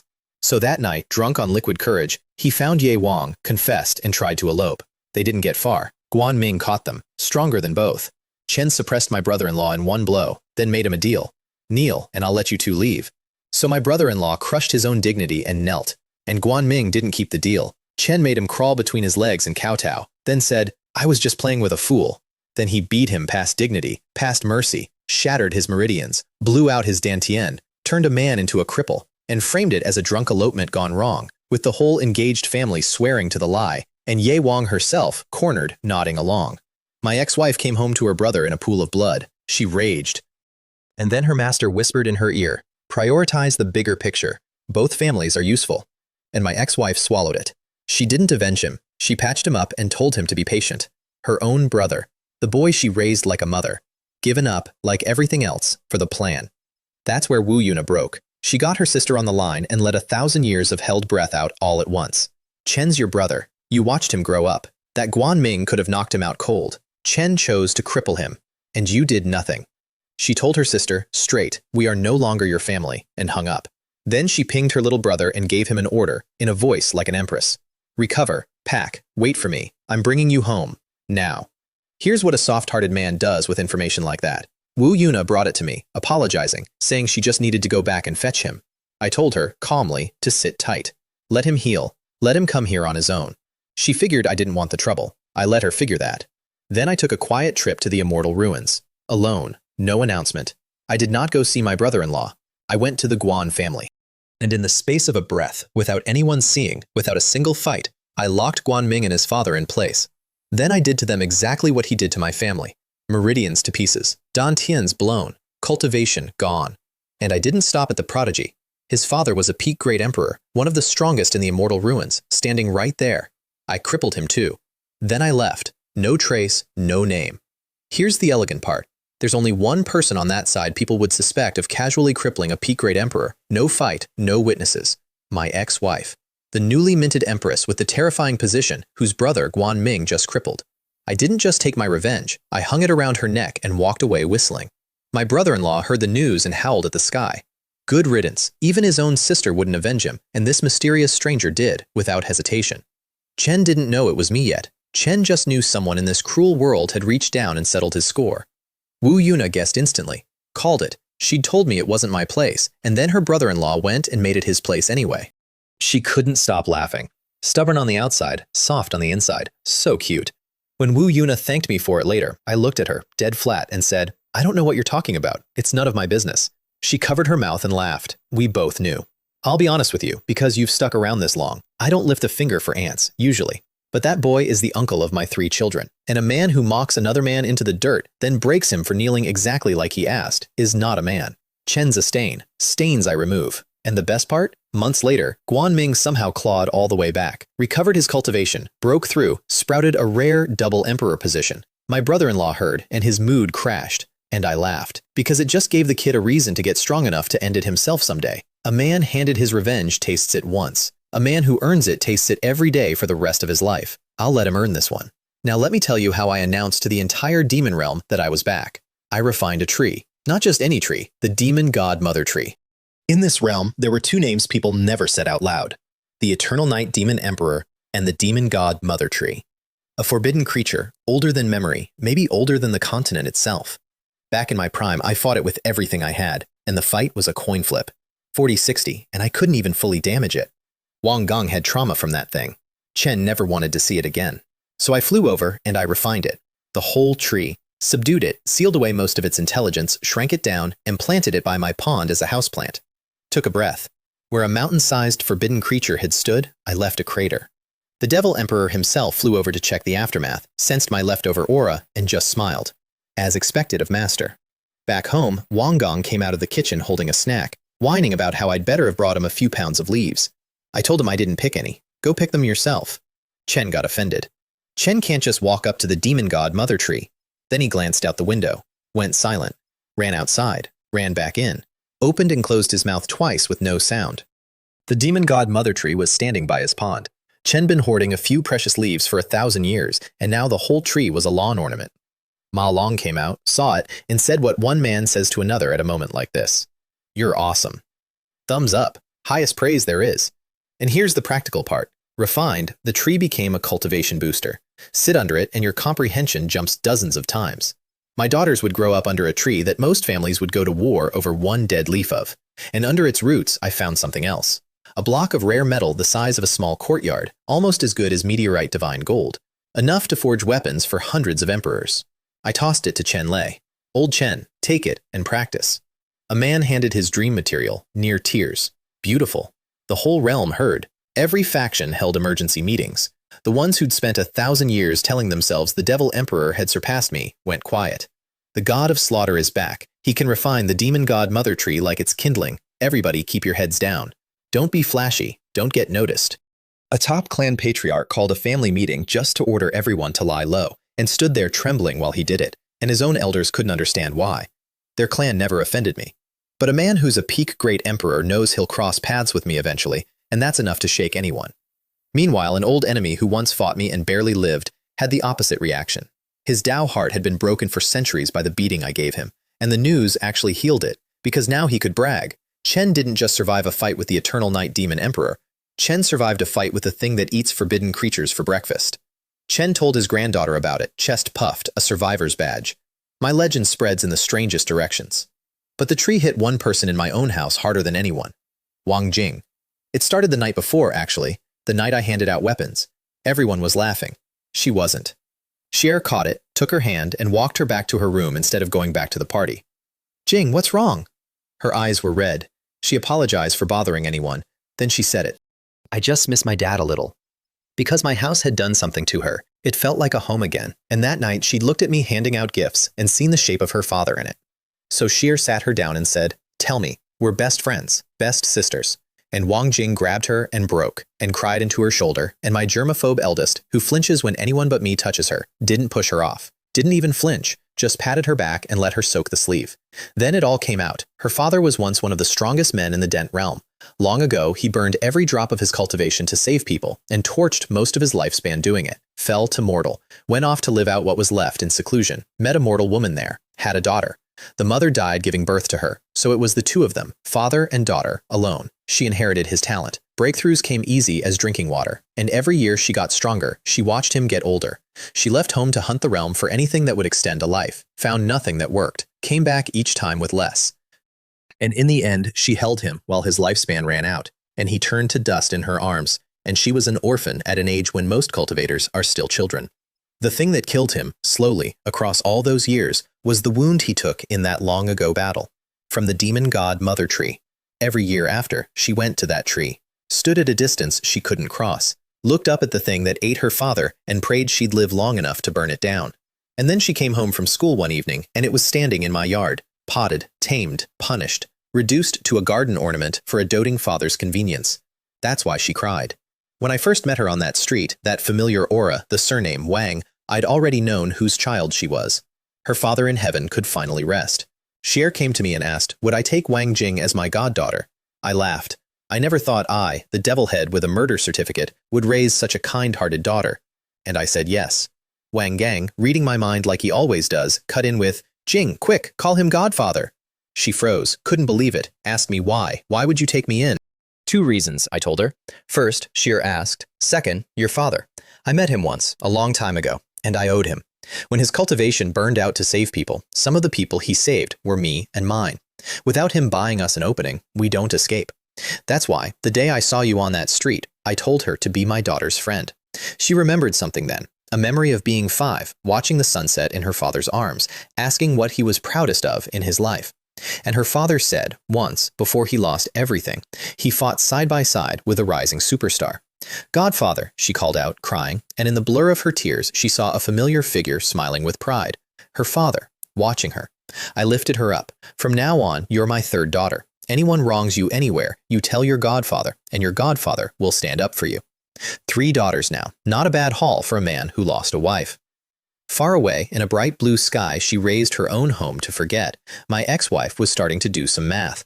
She heard the news. The eternal night demon emperor emerged from seclusion, strong enough to refine the demon god Mother Tree. She'd idolized that name since she was young. After she learned she'd have the Flawless Empress position, she'd set him up in her head as both role model and rival. The ceiling she was climbing toward. Then she heard the timeline. The demon emperor vanished 1,500 years ago. She married a mediocre man about 1,000 years ago. And that man had just enrolled 2 daughters in the Demon Willow Academy off-cycle, which only someone with terrifying leverage could force. And 2 crippled Huang Fus, no fight, no witnesses, which only someone terrifying could do. And her own gentle sister's cultivation had been converted from Immortal Ruins to Demon Realm power, which everyone swears is impossible. She said his name out loud, testing it against the legend. Han Song scoffed. Impossible. Chen Wuji's personality is nothing like the god of slaughter. Chen's soft. Chen took 1,000 years of insults from Wu Wei without a word. Would the Eternal Night Demon Emperor do that? Would he cripple 2 Huangfus for that useless boy? But the more they turned it over, the more the seams lined up. They settled, for now, on the safe answer. Chen Wuji must be a friend of the Eternal Night Demon Emperor, close enough to call in a favor. 90% sure. Han Song refused to believe he was the man himself. It was too much to accept that the woman she'd steered into this divorce had thrown away the strongest being in 2 realms. My ex-wife told her master to find a portrait. She wanted to see his face. She needed to be sure before she could dismiss the thought. She's going to be sure, eventually. And on the day she finally holds that portrait up next to her own memory, I want you to remember it started here, with a leaf and a tree, and a woman who traded a god for a stat line. The cult made its first real move against me at the last place I expected, Gao Ye's bank. She'd been distracted for days, going back and forth to her guild. When Yao Yao begged to visit Auntie Shui, I took her and got my first look at the empire I'd been underestimating. Gao Ye's Chamber of Commerce is a palace of cold crystal soaring into the sky, ice phoenix ships hauling cargo, thousands of maids just to greet guests. She built the single largest merchant network in the realm while I was gone. The girl making my kids snow cones could buy 1/3 of the world and not feel it. She'd noticed something wrong in the books. Small strange problems, a traitor in her upper ranks, or a mole from a rival guild, sabotaging from the shadows. She couldn't pin who. I'm bad with numbers, but I'm very good with souls. She gathered every senior executive, dozens of great emperors, into the council hall. I scanned the room once and pointed at 2 of them. You 2, come out. They played innocent. Elders of the guild, decades of loyalty, how dare I? I told them, calmly, to state their real names, their real identities, because their bodies belonged to 2 Shu elders, but their souls did not. The room reeled. Possession? On a great emperor? That's supposed to be impossible. A great emperor's soul is a fortress. You can't just move in. Even saint kings are near impossible to possess. Force it, and your own soul self-destructs first. The guild's peak emperor grand elder scanned the 2 himself. Nothing wrong. My hostess's mother scanned them. Nothing. And they were right, by their standards, because these two didn't have the usual 50% flaws of a possession. Out of 100 points of soul, there was a 0.5 flaw. If I hadn't jacked my cultivation past 5 times, even I might have missed it. But I didn't miss it. The two got mouthy. Ridiculous. Everyone knows you can't possess a great emperor. You're slandering us. Where's your evidence? Patriarch, do something. Who is this outsider? Their friends in the hall started backing them, questioning me. When they demanded proof, I told them the truth. My evidence is only used to convince myself. Who do you think you are, accusing people without needing proof? Whatever I say it is, that's what it is. That kind of confidence only comes one way. You have to be strong enough that the world rearranges itself to agree with you. So I said one word. Noisy. The black-robed one hit the floor mid-sentence, knees cratering the marble, hands cracking, blood at the corner of his mouth. Less than a second. The whole room saw a peak emperor's oppression drop a man like a puppet with cut strings, and every executive present swallowed hard, because if it had been them, they'd have folded the same way. Even the guild's own peak emperor grand elder went cold, doing the quiet math. If that landed on me, I'd be face down on this floor too. I looked at the white-robed one. You want to be like him? Chen tried to rally the room one more time. Nobody spoke up. They pushed a secret art, borrowed peak emperor strength, tried to stand. I doubled the pressure. Blood from 7 orifices. They stayed down. Finally, the masks came off. Ferocious. Insane. Fine, you're strong, but you can't kill us and you'll get nothing. We'll take the Shui family eventually, and we'll come for you too. Remember our Holy Lord. Before him, you're nothing. Holy Lord. Cute title. So I made them a deal. If you can escape from here, deliver a message. From now on, this guild is under the protection of the Eternal Night Demon Emperor. Come again, and I'll wipe out every one of you. Send a crowd, I'll send you all together. The name landed like a hammer. The whole hall went dead silent. The Eternal Night Demon Emperor, standing right there. Every executive who doubted me a minute ago went pale with worship. The two cult souls panicked and rushed their escape technique, and I let them. I stood there and watched them work because I wanted to see the trick. Don't rush, I told them. Take your time. I'll give you time. Which nearly broke them faster than the pressure did. Their souls detached and aimed for a void hole so thin a toothpick couldn't fit. Cell-sized. A hole no peak emperor alive could perceive, let alone block. Genuinely excellent work. Then my emperor position dropped. 100,000 miles of space froze solid, and I snapped my fingers. Both souls slammed into an invisible cage. The hole sealed. And the two things that had spent the last minute promising to take the Shu family and hunt me down felt, for the first time, actual fear. I burned the first to ash with black flame, mid-threat. It screamed the whole way. The executives in that hall got to watch a soul die in real time, and learned a lesson none of them will forget. The second, I tried to soul search, and ran straight into something new. A password. A preset restriction wired into the soul so that any forced search destroys it first. A self-destruct on the memory itself. That's not a technique. That's institutional discipline. That's an organization. So I changed plans. I poked it, told it fine, you didn't insult me, off you go, and released the cage. It fled into the hole like its life depended on it, which it did. What it didn't know was that I'd already planted black flame inside it, and I was 2 steps behind. I stepped through the void into a huge red cavern 10,000 miles underground. Their nest, freshly abandoned. They'd moved fast and sealed the void behind them and left nothing, except a formation still humming on the wall. And an old weathered voice came out of it. Who are you? Are you their leader? So it's the Eternal Night Demon Emperor. I'd only heard of him. Seeing him in person, he truly lives up to the name. Polite. Careful. Very, very careful. I asked where they come from. Chen didn't answer. Chen offered a trade instead. We don't want anything to do with you. Since you've involved yourself with the Shui Guild, we'll leave the Shui Guild alone. We'll give you that face. See you again someday. Then the array detonated in a wall of flame, and the little soul I'd chased in burned to nothing in the corner, screaming for a holy lord who had already hung up on it. They left me one thing by accident, a slab of jade soul crystal, rare and enormous, forgotten in the rush. Exactly what I needed to boost my daughter's souls. Their loss, my daughter's gain. I had Guo Feng array it into a soul-nourishing formation for the courtyard, and it turned out my eldest is a prodigy soul cultivator on top of everything else. She condensed an ice soul crystal off a single formation, something that normally requires realms she hasn't touched. My daughter casually rewriting what's possible, as expected. But the cult was the real prize, and it slipped me. A soul swap technique with a self-destruct password baked in, so a forced soul search kills the soul before it talks. Reaction times measured in seconds. A whole organization I'd never found even at my strongest. Everything about them, the meteor gold, the energy body, the impossible techniques, smelled like something from outside this world. And now they knew my face, and they'd learned exactly how much of my strength I was willing to show. Which is the one thing they got wrong. Even I don't know how strong I really am. I don't dare use too much. The world would collapse. Oh, and one more thing came out of that trip. Gao Yue's mother. I knew the old woman long before I knew her daughter.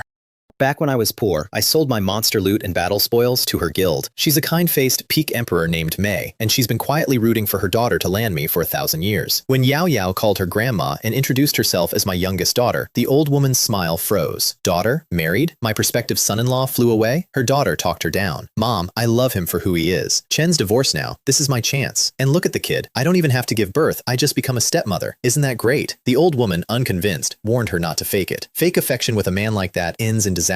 And Gao Yue said the thing that finally shut her up. Mom, you don't understand. I feel more compatible with his eldest daughter than anyone. It's like she's my own child. The old woman decided to help, and she went at it like a siege. She cornered me over tea and opened with the direct question. Is the divorce final? Yes. Are you going back? No. Have you considered finding the children a stepmother? Senior, I said, if you don't bring that up, we can have a pleasant conversation. She did not care. She launched.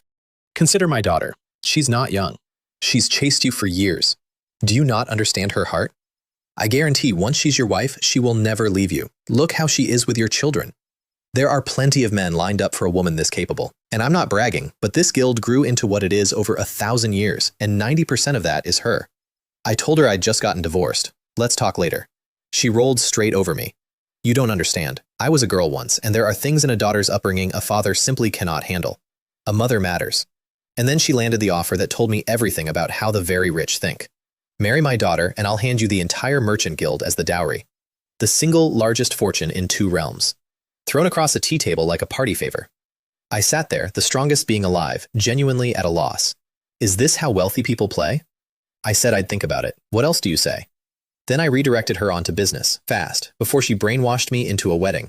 Because I'd come to solve her actual problem, and it turned out to be much worse than a bad ledger.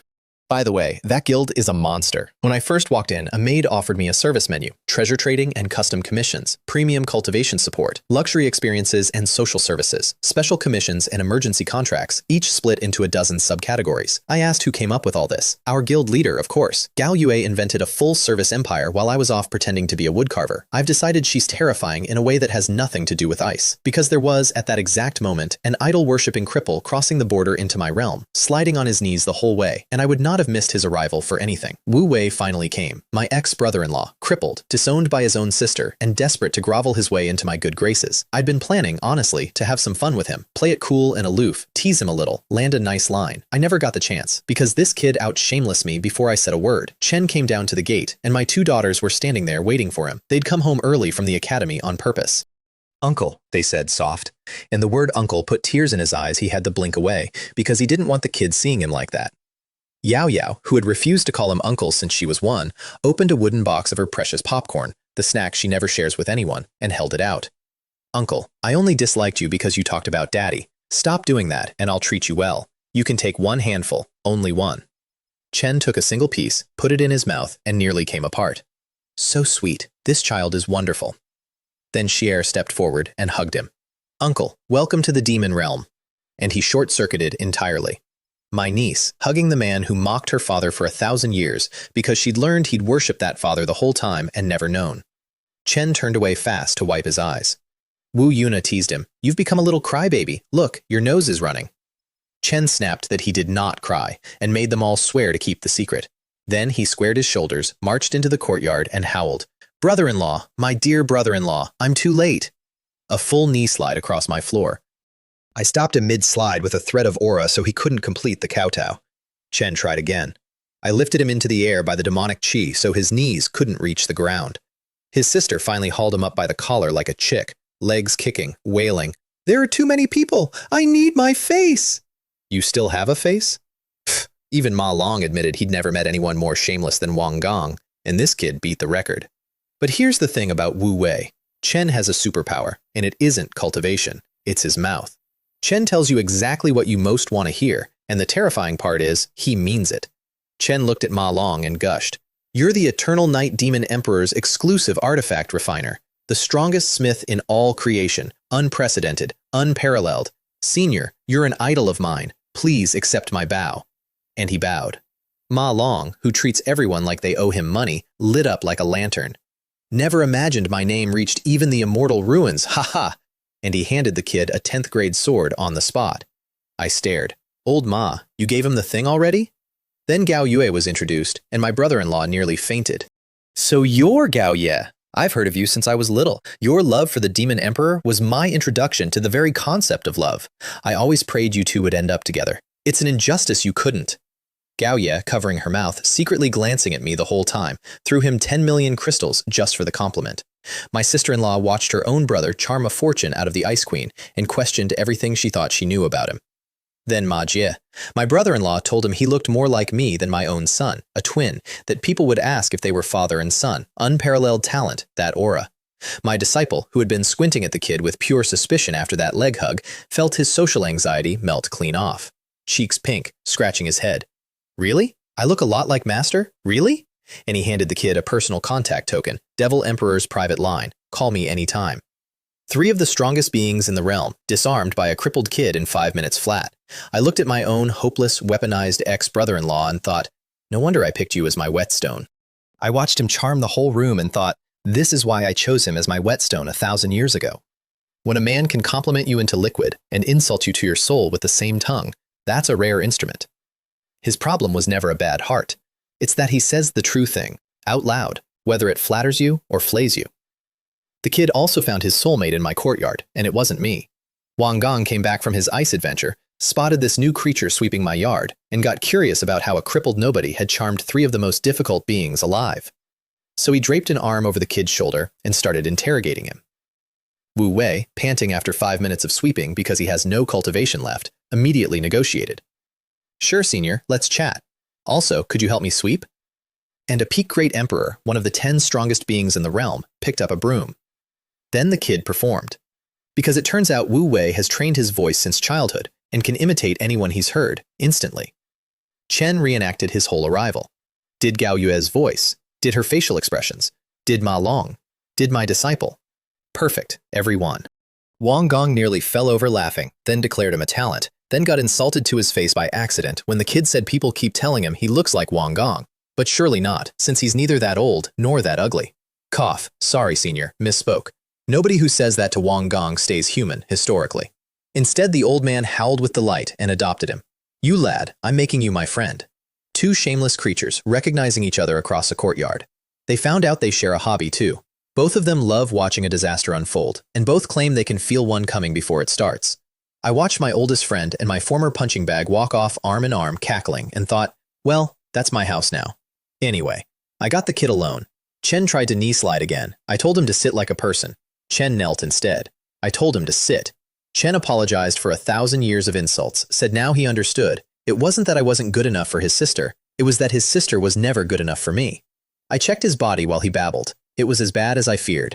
Meridians shredded, Dantian ruined, cultivation gone, a cruel emperor position brand left in the wreckage. I can't fix it. Only the strongest alchemist alive might, a hands-off wanderer named Jin Shu. And I gave the boy a job. Sweep the courtyard, tend the garden, satisfy me, and maybe I'll help you. Displease me, and grow old and die immortal. Thank you, brother-in-law. I love you the most. Chen started massaging my shoulders. Reformed criminal, reporting for community service. And then the garden gave him a gift the gods themselves couldn't have planned. Chen came running back, wild-eyed. Brother-in-law, I can hear the potions talking. I told him to rest. His brain got scrambled with his cultivation. Chen insisted, so I tested him. I flew dozens of herbs out of the garden and had him name them cold. Chen's never seen a demon realm potion in his life. The Immortal Ruins only grows spirit medicine. If he could tell me the details, he wasn't lying. Chen named each one. Exact age, down to the month. Exact medicinal effect. Which segment of root held the power. Where it grew. Which direction from which lava fissure. What it complained about.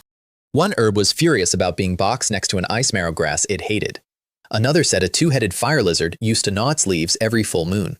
And one, a fire orchid 327 years old, told him in gleeful gossip that the female cultivator who'd harvested it once slipped, fell into the crater, and crushed its prize 7th leaf with her, and I quote the plant, big bottom.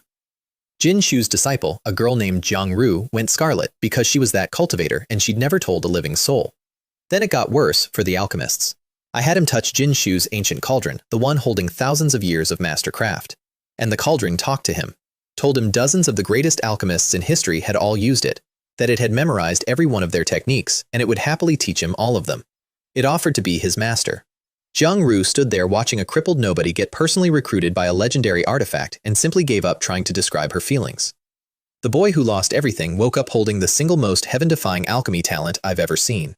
Chen can talk to potions, to pills, to the cauldron. If Wu Wei ever gets his cultivation back, he'll crush Jinshu and every alchemist in history. The universe took his legs and handed him wings. It just forgot to reattach the legs first, which is why I went looking for the one man alive who might reattach them, Jinshu. But the potion thing nagged at me because it wasn't the first weird talent in this family, and it wouldn't be the last. My youngest had started doing something impossible. One evening, Yao Yao pulled her aunt into a room, shut the door, went dead serious, and whispered, "Uncle seems a little upset." Wu Wei had been laughing with everyone all day. Nothing looked wrong. But when Wu Yuna gently pried, it turned out Yao Yao was right. That very morning, Wu Wei had heard that Guan Ming somehow clawed back his cultivation and broke through, and it had gutted him, and he'd hidden it behind a smile so his family wouldn't worry. A 5-year-old read the grief off him at a glance, the same way she'd read 1,000 years of loneliness off Ma Jie. I asked her how she knew. She thought hard, then said, "It's like when I see something to eat. I can just tell right away if it's good or not." Everything comes back to food with her. But it's real. My youngest is an emotion reader, and it's somehow tangled up with the physique that makes her cultivate faster when she eats. I can't wake it fully yet. She's too young. In a year or two, maybe. And that's when it started bothering me, because it isn't just her. Xier, a prodigy soul cultivator who condenses ice soul crystals off a single formation. Yao Yao, an emotion reader who levels up on snacks. Wu Yuna, awakened an innate array body, a physique that's basically legend. Wu Wei, who talks to potions and pills and ancient cauldrons. My ex-wife, the Flawless Empress. Every one of these people is a once-in-an-era freak, and their talents only bloomed after they came to the demon realm, as if a veil got lifted. I never met my former in-laws. My ex-wife's parents handed her a newborn brother and a toddler sister when she was barely 30, then vanished. Just gone.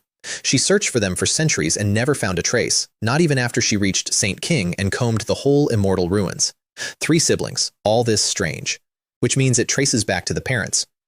To 2 people who disappeared off the face of 2 realms and left a bloodline full of impossible talents behind them. I have a taste for solving mysteries, and this one just got its hooks in me. But it would have to wait, because I still needed an alchemist to save my brother-in-law, and finding Jinshu meant a house call. Jinshu is a hands-off wanderer, never in one place. His disciple, Jiang Ru, finally got a rumor of where he'd surfaced, so I took Guofeng's locator formation, fed it a trace, and got a red dot. A sect 20 places down the power rankings. I'd sparred their old ancestor a few times, long ago. Nice guy, bad at losing. The second I appeared over their gate, a purple canopy of a formation snapped up and slammed itself between me and the sect, radiating hostility. I recognized the work instantly. Han Wei, Guofeng's little brother, my old friend, the shameless one who calls himself the strongest formation master, while his own senior sister outclasses him. This particular formation has a special trick. It ignores the weak entirely. It only rises for something it judges an extreme threat. My aura was buried so deep a peak emperor couldn't read me, and it rose anyway. Which tells you how good that array really is. So, Hanwei's a braggart. Chen's also very good. I didn't force it. I just spoke, calm, and let my voice carry through the whole sect. Old Mule, I'll give you 3 breaths to come out, or I break this formation. Old Mule being the nickname I gave their ancestor. And inside, in a quiet hall, 2 great emperors who'd been gossiping about how the terrifying Eternal Night Demon Emperor had just barriered the Blood Phoenix sect felt the formation tremble, went pale, and realized the gossip had come to visit. Jinshu was about to be found. While all this was happening, a small voice reached me through a sound transmission jade. My son. Wu Wei had a call open to my ex-wife's side, mostly her checking whether her sister and brother were safe. And then a boy's voice, hesitant, small. Father. I went quiet, took the jade. Yes. Dad, I miss you a little. My ex-wife heard my voice, steadied herself, and asked, all composed, how I'd been. Everything's fine, I told her. The children have settled in. Don't worry about Yuna and Wei. I'm a sentimental man. I take good care of my people. She said, good, I'm going to cultivate now, and left without a pause. A cracked mirror. Nothing left to say. But my son stayed on the line, head down. Dad, after I break through to the combination realm, can I come see you? The boy who picked the loot box, who chose his mother, who I did not blame for a single second, because he's a kid and his mother had the resources and the talent, and choosing that is not a crime. Chen'd been chewing on that plaza for a long time. Chen thought he'd hurt me. Chen thought I must be so sad. Okay, I told him. Cultivate well. When you finally arrive, Dad will come pick you up himself. Really? Dad, I want to say sorry to you. You've done nothing to wrong your father. If anything, your father was too strict with you when you were small. That's on me. I lost my own parents young, raised by my grandmother. I projected all my hardness onto that boy, wanting him to stand tall like a man before he was even done being a child. Chen buried his face in his chest, nose stinging, and said, "Dad, I miss you all so much." And I let him. Some things a father lets his son keep, too. Chen'll come, when he's ready. And when he does, he's going to walk into a house full of sisters and treasures and a warmth he chose to leave, and I already know exactly what his face is going to do. Wu Wei keeps telling him not to come, purely so the reveal lands harder. My whole household is invested in the eventual demolition of that boy's worldview. It's going to be a wonderful day. Now let me clear up the boyfriend crisis. Remember Chen Si, strong, talented, the classmate Sheer went shy about? I'd spent days quietly bracing to meet the young man courting my daughter. Chen Si is a girl. They're all girls. A whole squad, from top families, come to check out the classmate they'd looked down on. My daughter befriended a group of girls, and I invented an entire boyfriend to panic about. Every father reading this understands the exact flavor of relief and stupidity. False alarm. Stand down, dad instincts. For now. The visit went how these things go in my house. The girls came in smug, bigger names than Shears, or so they thought. Then things started happening. My aunt's master, the strongest formation master in the realm, sat quietly to my side, and the girls got nervous just from her pressure. One girl mentioned her grandfather is from the ancient demon palace, an emperor I vaguely recall beating up twice, and I asked how the old man was doing. Chen had a heart attack and went into long seclusion. Ah, probably my fault. Moving on. Then Wang Gang walked in, and the girls shot up to bow to the legendary Wang Gang Great Emperor. And Yao Yao skipped up, called him Grandpa Wang, and asked what's for dinner. Their brains melted. Then Sheer corrected them. No, he's just my dad's friend. Recalibrate again. Whose father has a top 10 powerhouse as a casual budget. Then Wang Gang sipped the tea I'd served the guests and shrieked, "My leaves! You brewed all of it!" I'd had Wu Yuna serve the good stuff, which is demon godmother tree tea. The strongest elders of these girls' families have tasted it maybe once in their lives and talked about it for centuries. I just poured it for teenagers to wash down snacks. I kicked Wang Gang lightly, told him to stop being stingy in front of the kids. Chen deflated. Then I whispered that I'd get him more tomorrow, and he flipped instantly. Drink up, everyone. Drink as much as you want. The girls watched me kick a top 10 powerhouse, who then cheered up because I promised him tea, and their worldviews quietly died. Then they drank, and their stuck cultivation bottlenecks exploded open, several at once, their talent leaping. One girl mentally apologized to her father for outdrinking his life's one taste. Then they learned it was demon godmother tree tea and nearly fainted again. By the time they left, thoroughly enriched, thoroughly terrified, and permanently loyal, they'd learned the great lesson of befriending my daughter. The perks are outrageous. The exit interview, if you get funny ideas after the perks, is not. Not everyone got the lesson gently, though. There was a jealous one. Ding Mei. She hated that Chen Shi was spending time with the two wild women instead of her clique. So at the academy, she cornered Xier, mocked her as a nobody loose cultivator, whipped out a mid-grade sword to show off. My daughter, Deadpan, drew the 10th grade supreme blade Ma Long gave her, and Wang Jing drew hers. Silence. Impossible, Ding Mei said. Then, that looks like a Ma Long sword. My daughter cheerfully digging the hole. It is. Grandpa Ma gave it to me. Grandpa Ma, the most antisocial smith alive. The girls insisted she was lying, so she stopped bothering to argue. The next day, the class instructor, an elder of the Chen family, taught a sword technique my daughter had already mastered overnight. Ding Mei loudly demanded she demonstrate it. Certain she'd fall on her face, she demonstrated it, flawless. The instructor immediately begged to learn her improved version. And when the girls finally learned my identity, they went home and knelt to their own fathers in terror, and every one of those fathers had the same reaction. You knelt? Good. Kneel harder next time. Later, I gathered everyone and handed out gifts, because Ma Long and Chen Lei had finished the whole batch. Armor for Sheer first, silver white, scales like moonlight, every single one perfectly symmetrical. Phoenix wings sculpted into the shoulders, invisible on command. It was, exactly, precisely, the armor of her dreams, and I watched my obsessive-compulsive daughter's whole face come apart at the symmetry of it. She asked if I was sure. What about you? I told her I'm strong enough that armor is decoration. She hugged me and cried a little. A dainty dagger for Yao Yao, pink crystals in the scabbard, silver ribbon on the grip, cute and quietly lethal, because I'd figured out her path. The girl is a movement prodigy. She moves like she's been training for 1,000 years, so she'll grow into an assassin, and this is a blade she can carry from childhood to the day she's the most dangerous thing in a room. Moi, she said, and kissed my cheek.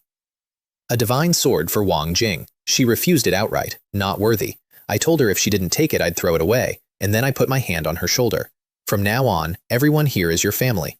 She shuddered at that word. Family, went red-eyed, took it. Thank you, senior. Why are you crying, child? Sit down.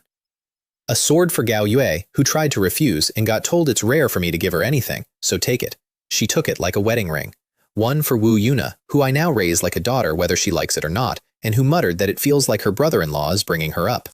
A warhammer for Chen Lei, who joked he'd repay me with a kiss, and whom I redirected to Wang Gang, who immediately volunteered, mouth to mouth, and made Chen Lei retreat in horror. Then I told Wang Gang, flatly, that I hadn't prepared anything for him. Our relationship doesn't need gifts. Chen stared. Are you serious? I let it hang, watched him deflate, wounded, muttering that he'd wasted his life. Then I threw him a divine sword crackling with purple lightning, made specifically for him, since his own weapon is still in the claws of my thieving dragon. His eyes lit up. Chen came at me demanding a kiss, lips to lips. I kicked him across the courtyard. And for Ma Jie, blood-red armor, the twin of the set I wore when I conquered this realm, missing only a helmet because we ran out of gold. Chen didn't refuse for a second. Chen put it on, and I looked him over and told him it fits. He has the style of his teacher back in the day. My boy tried so hard not to smile that his mouth shook with the effort. I thought of my son again while I did it. No spare gold left, and he wasn't here, so no divine weapon to set aside for him. But to me, Ma Jie is a son too.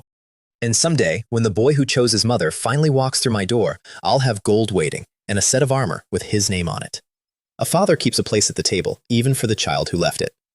My youngest started school too, at her own level, and my sweet little food goblin immediately ran into her first villain. A classmate named Chen Shi decided to bully the new kid, said some things, made her feel small. I have exactly one rule for my daughters: don't bully anyone. But if someone bullies you, retaliate whenever you like. Yao Yao mentioned it to me in passing, the way a kid mentions weather. I didn't do anything dramatic. I didn't have to. The information simply circulated. That night, Chen Shi went home. Her father, who had never once hit her, who couldn't stand to raise his voice at her, beat her. Then her doting mother came home and, instead of saving her, joined in. Then the family elders rushed over to break it up, froze mid-step, and joined in too. A whole household beating one child out of the house into the street, because someone had made them understand something very clearly. If this girl provokes Jiao Miao Miao again, the entire family is erased overnight. They made her kneel in the family hall before all the elders and swear she wouldn't come home the next day without Jiao Miao Miao's forgiveness. So the next morning she found my daughter, burst into tears, and begged, "From now on, I'll call you Big Sister. Please forgive me." And she dumped her entire snack stash on the desk as tribute.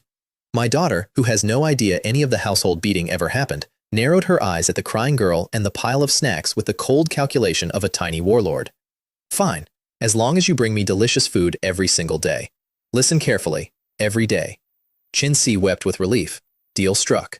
My 5-year-old now runs a protection racket paid in snacks and believes she won it fair and square with her own 2 hands. Even her instructor caught the fear. A young teacher named Gao Yin realized whose daughter she'd been casually teaching. Learned the Eternal Night Demon Emperor was Yao Yao's father, and spent an entire sleepless night replaying every word she'd ever said to the child, terrified she'd made one mistake that would get her erased. Then Yao Yao innocently invited her over for dinner. The poor woman nearly cried. Turning it down might offend the god of slaughter. Accepting meant walking into his house. She went to the vice dean for advice. His professional guidance was, and I quote, "Straighten your attitude, prioritize the kid, and if the Eternal Night Demon Emperor ever looks displeased, kneel and apologize. The rest is fate." She also acquired a minion. She came home one evening with a wooden box of something I hadn't seen since another life entirely. Popcorn. In this world. I asked where she got it. After I beat this fuzzy kid up, he insisted on calling me Big Sister. I ignored him. Then he found out I like delicious food, so he got this crispy stuff from his elders, so I let him be my little brother. My 5-year-old runs an organized crime family, and the tribute is snacks. Wang Gong laughed himself stupid. I asked her to bring the boy home for dinner, mostly because popcorn existing here means someone in his family might be from somewhere very unusual, and I'd like a look at that soul. She refused. Chen's fat and dirty, and his nose runs, and he's too old to have a runny nose. It would be a disgrace to have him as a little brother. Then why keep him? She pouted. Well, look at the crispy stuff. Values in this family are negotiable, and the exchange rate is snacks. That's the general vibe around my house these days. My daughters are having a lovely, wholesome childhood. Everyone around them is quietly terrified. It works out. Then the cult tried to kill me with a maze, and accidentally ran the funniest week of my life. It started small. Wang Gang's disciple got lost in a place called the Frost Crystal Forbidden Ground.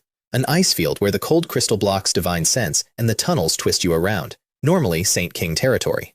Wang Gang went to fetch him, a peak great emperor, one of the 10 strongest in the realm, and he got lost too. Chen sent me daily updates by sound transmission, every one the same. Almost found the way out, don't rush me. For days, I offered to help. Chen refused, too proud. I asked if he'd gotten lost. Chen hung up on me. So Ma Long went to rescue him, cackling the whole way about how he'd find that old fool in 2 hours. Ma Long got lost. And he was so embarrassed, he called Gao Ye instead of me, begging her to come and, quote, not tell Chen Wuji about this. Then Gao Ye went, confident her ice position made her a fish in water down there. She promised she'd be back by noon. Gao Ye got lost. Then Guofeng went with a shiny new locator formation, found everyone, set up a teleport array to bring them all home, and the teleport array broke. Then Ma Jie's own subordinate got trapped, so my disciple went to check. 5 of the strongest beings in the realm, plus assorted juniors, stacked up like a clown car, all trapped in one ice hole. Each one had told the next not to tell me. Each one had failed, and I sat in my courtyard receiving a slow daily drip of everything's fine from a growing pile of legends who could not find a door. They all told me anyway, eventually. It's too funny not to. So I went. And on the way in, my box started shaking. The little energy body wanted something down there. The same feral hunger it had at the demon god mother tree.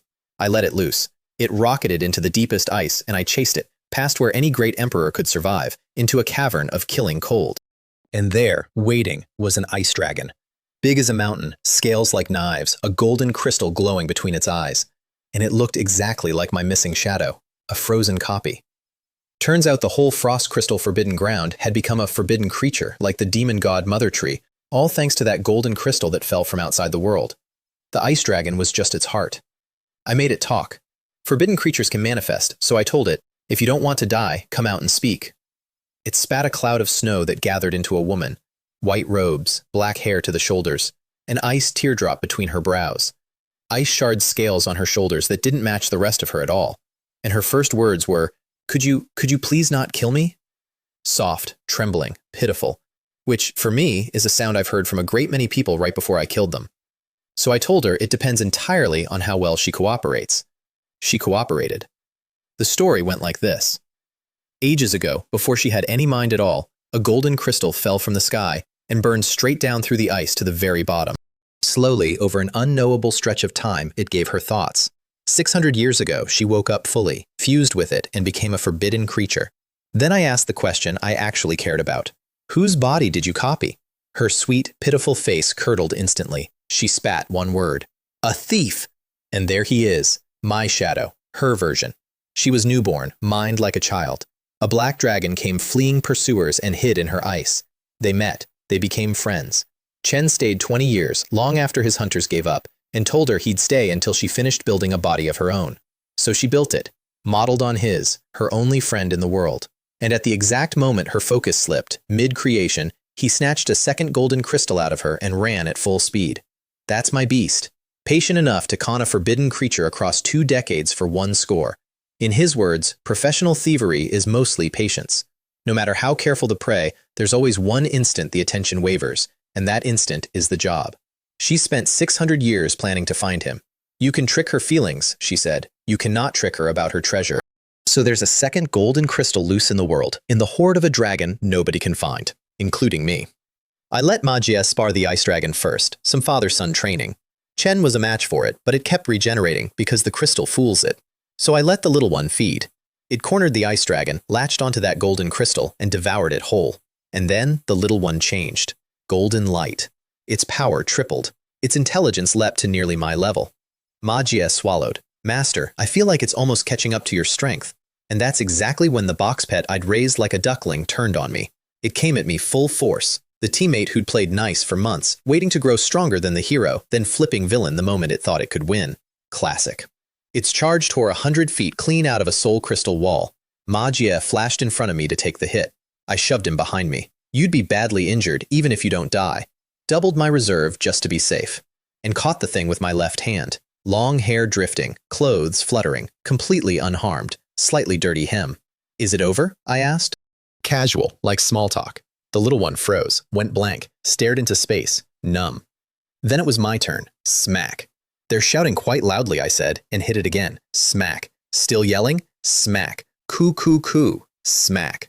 Oh, doesn't hurt? Then I'll continue. Smack. Coo, coo, C-O-O, C-O-O. Smack.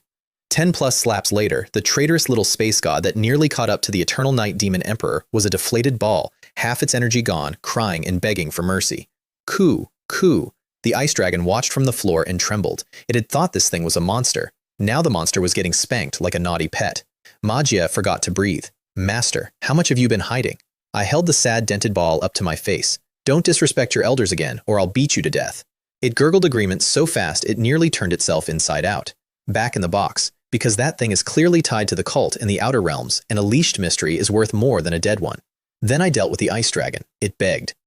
I refined it, exactly like the tree, and refined the whole frost crystal forbidden ground with it, and shrank it into a little blue cube the size of a Rubik's toy. Then I freed everyone trapped inside. Thousands of people rained out of the sky at once, blinking in the open air, plus my clown car of legends, all standing in a neat, guilty cluster. I looked at them for a while. I can laugh at you for tens of thousands of years for this. Gao Yue went pink. Ma Long studied his own boots. Guo Feng pretended to still be deep in thought about the formation, and Wang Gong, cornered, went for the boldest play available to a man with no dignity left. Huh, that's strange. How did I get here? I was just in the courtyard. Wait, why are you all here? Disciple, why are you standing next to me? Amnesia. Chen chose amnesia, in front of 6 witnesses. I told him it was a good look on him. Gao Yue immediately clarified that she personally hadn't been trapped very long, and could definitely have found her own way out in a few days. Guo Feng added that her teleport array had only a slight problem she'd have solved shortly. The two who could not claim either were Wang Gong and Ma Long, who had to stand there and be the most embarrassed men in the realm, together. Meanwhile, the thousands of freed strangers took one look at 6 peak great emperors standing in the sky, went silent, and did not breathe. Several of them clocked that all 6 were being noticeably careful around one unremarkable-looking man. The smart ones worked out who I was on the spot and decided today was a good day to leave. I handed the cube to Xier, a whole forbidden creature, refined as a birthday-grade cultivation aid. From now on, she cultivates directly inside a killing cold space that would flash freeze a great emperor, and if anyone ever threatens her, it reincarnates back into a mountain-sized ice dragon and annihilates them. My daughter's new pocket pet is a monster on par with the Devil Emperor. Wu Wei watched me hand it over like a party favor and had to fight the urge to put his head through a wall.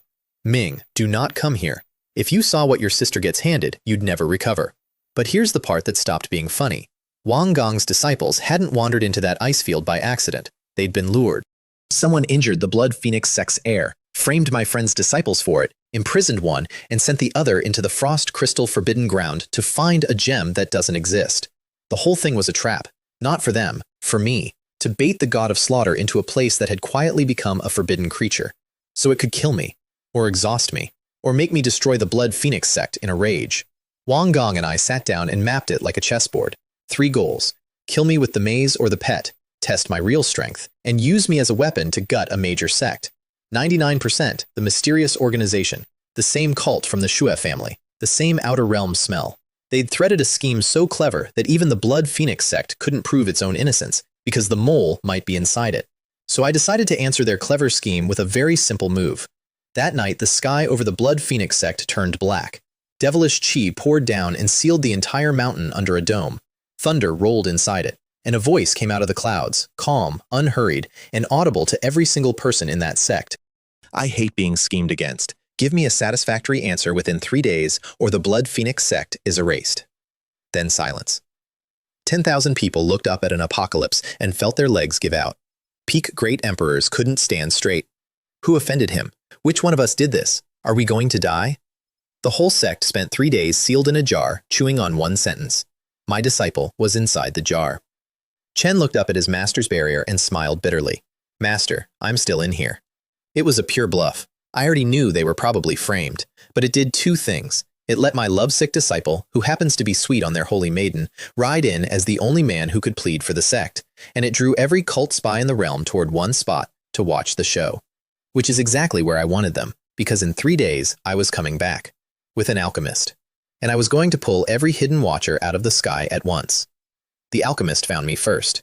Jin Shu, the strongest alchemist in the realm and, conveniently, Wu Wei's new master. Chen flew over one morning grinning, radiating an aura almost as monstrous as my old self.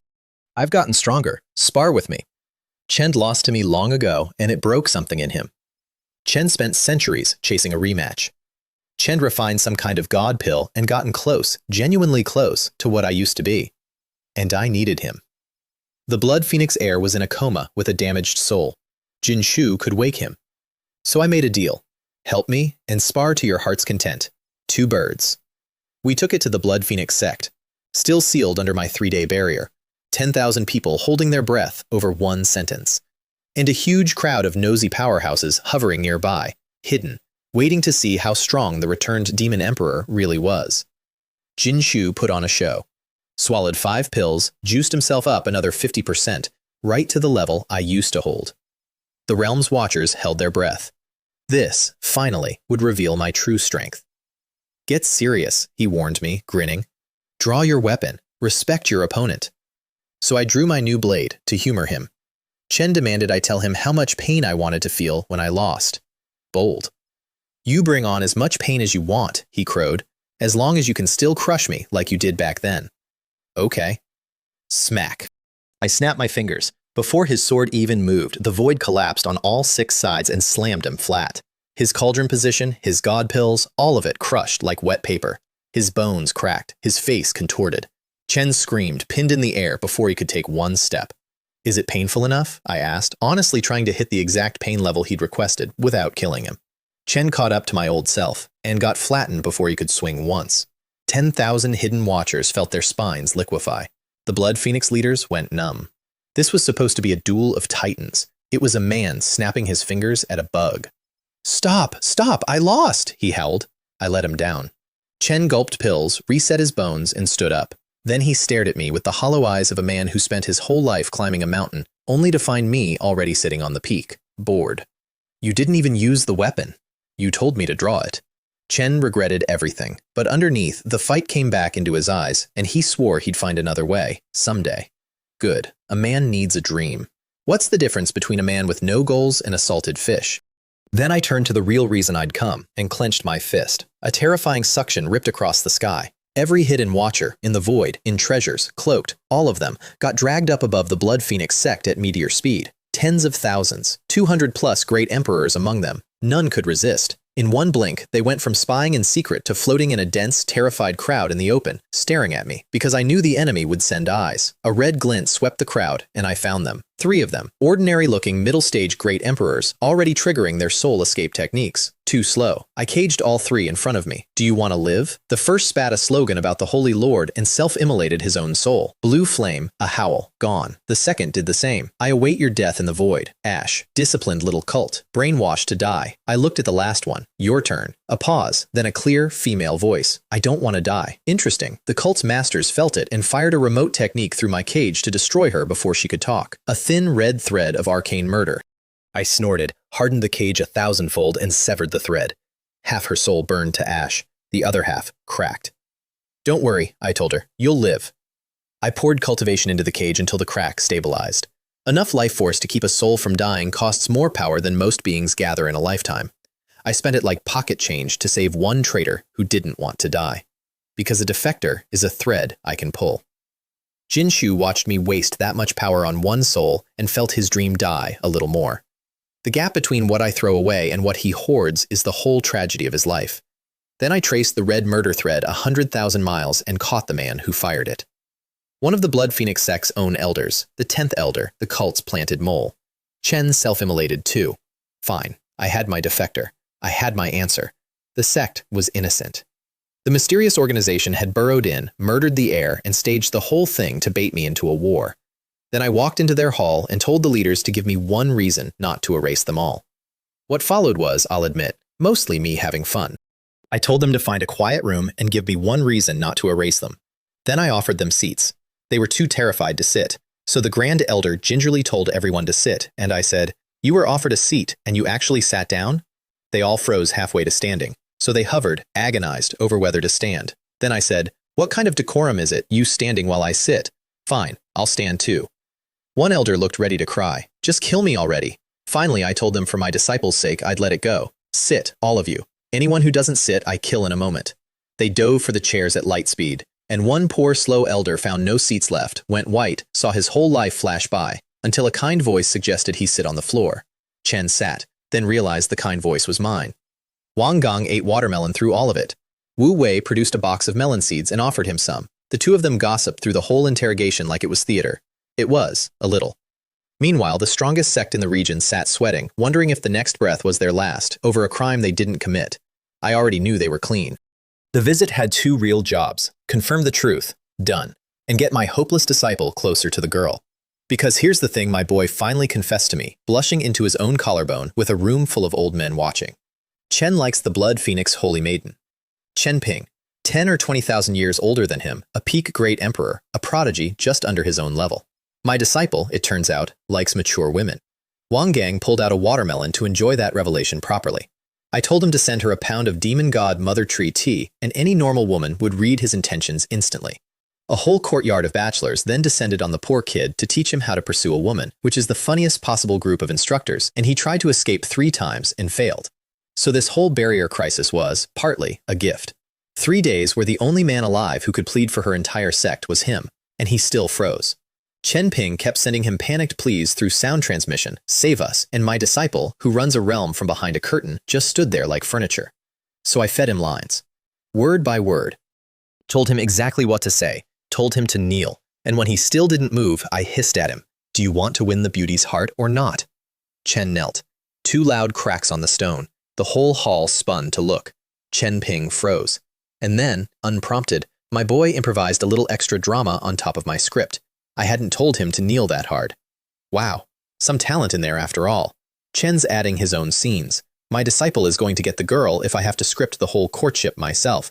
Someone has to teach the kid. Clearly, it's still me. They woke the air.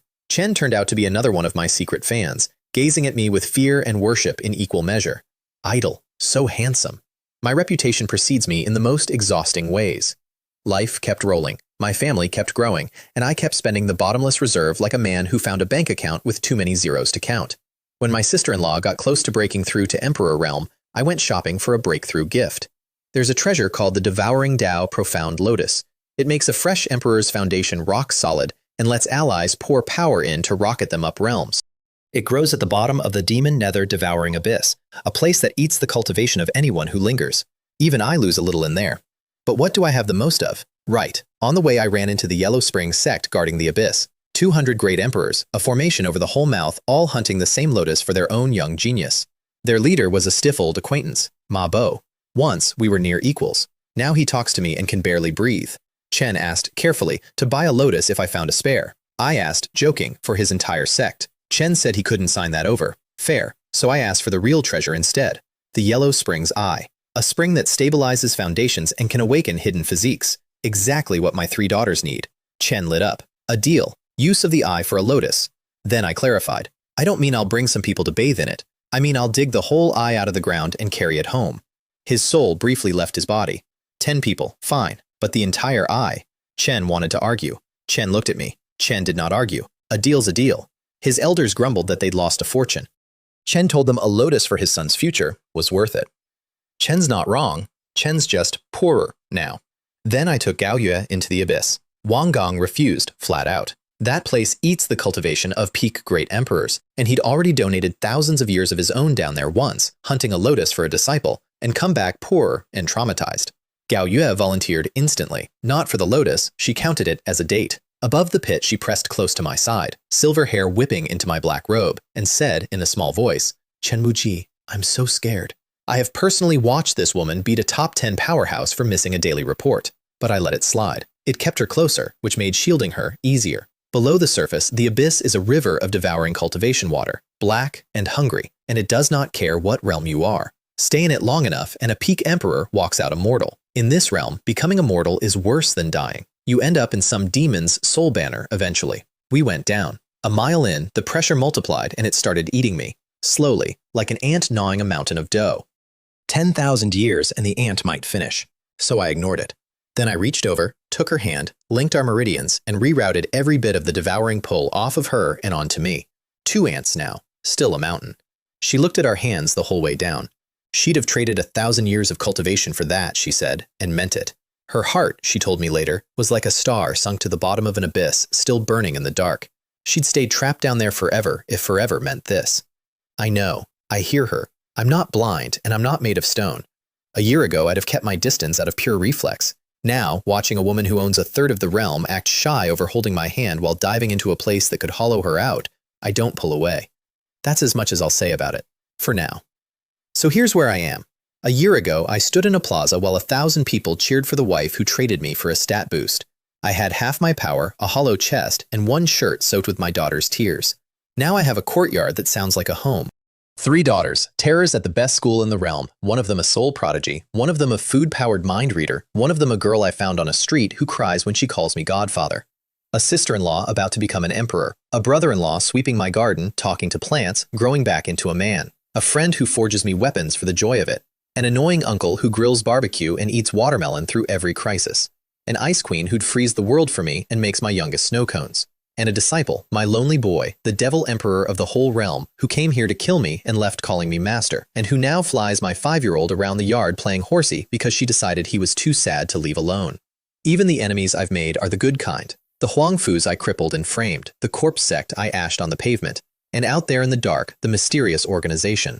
A soul-draining cult from outside the world. It murdered 10,000 people, buried moles in a trading empire and a major sect, turned a frozen wasteland into a trap, and threw all of it at one man, me.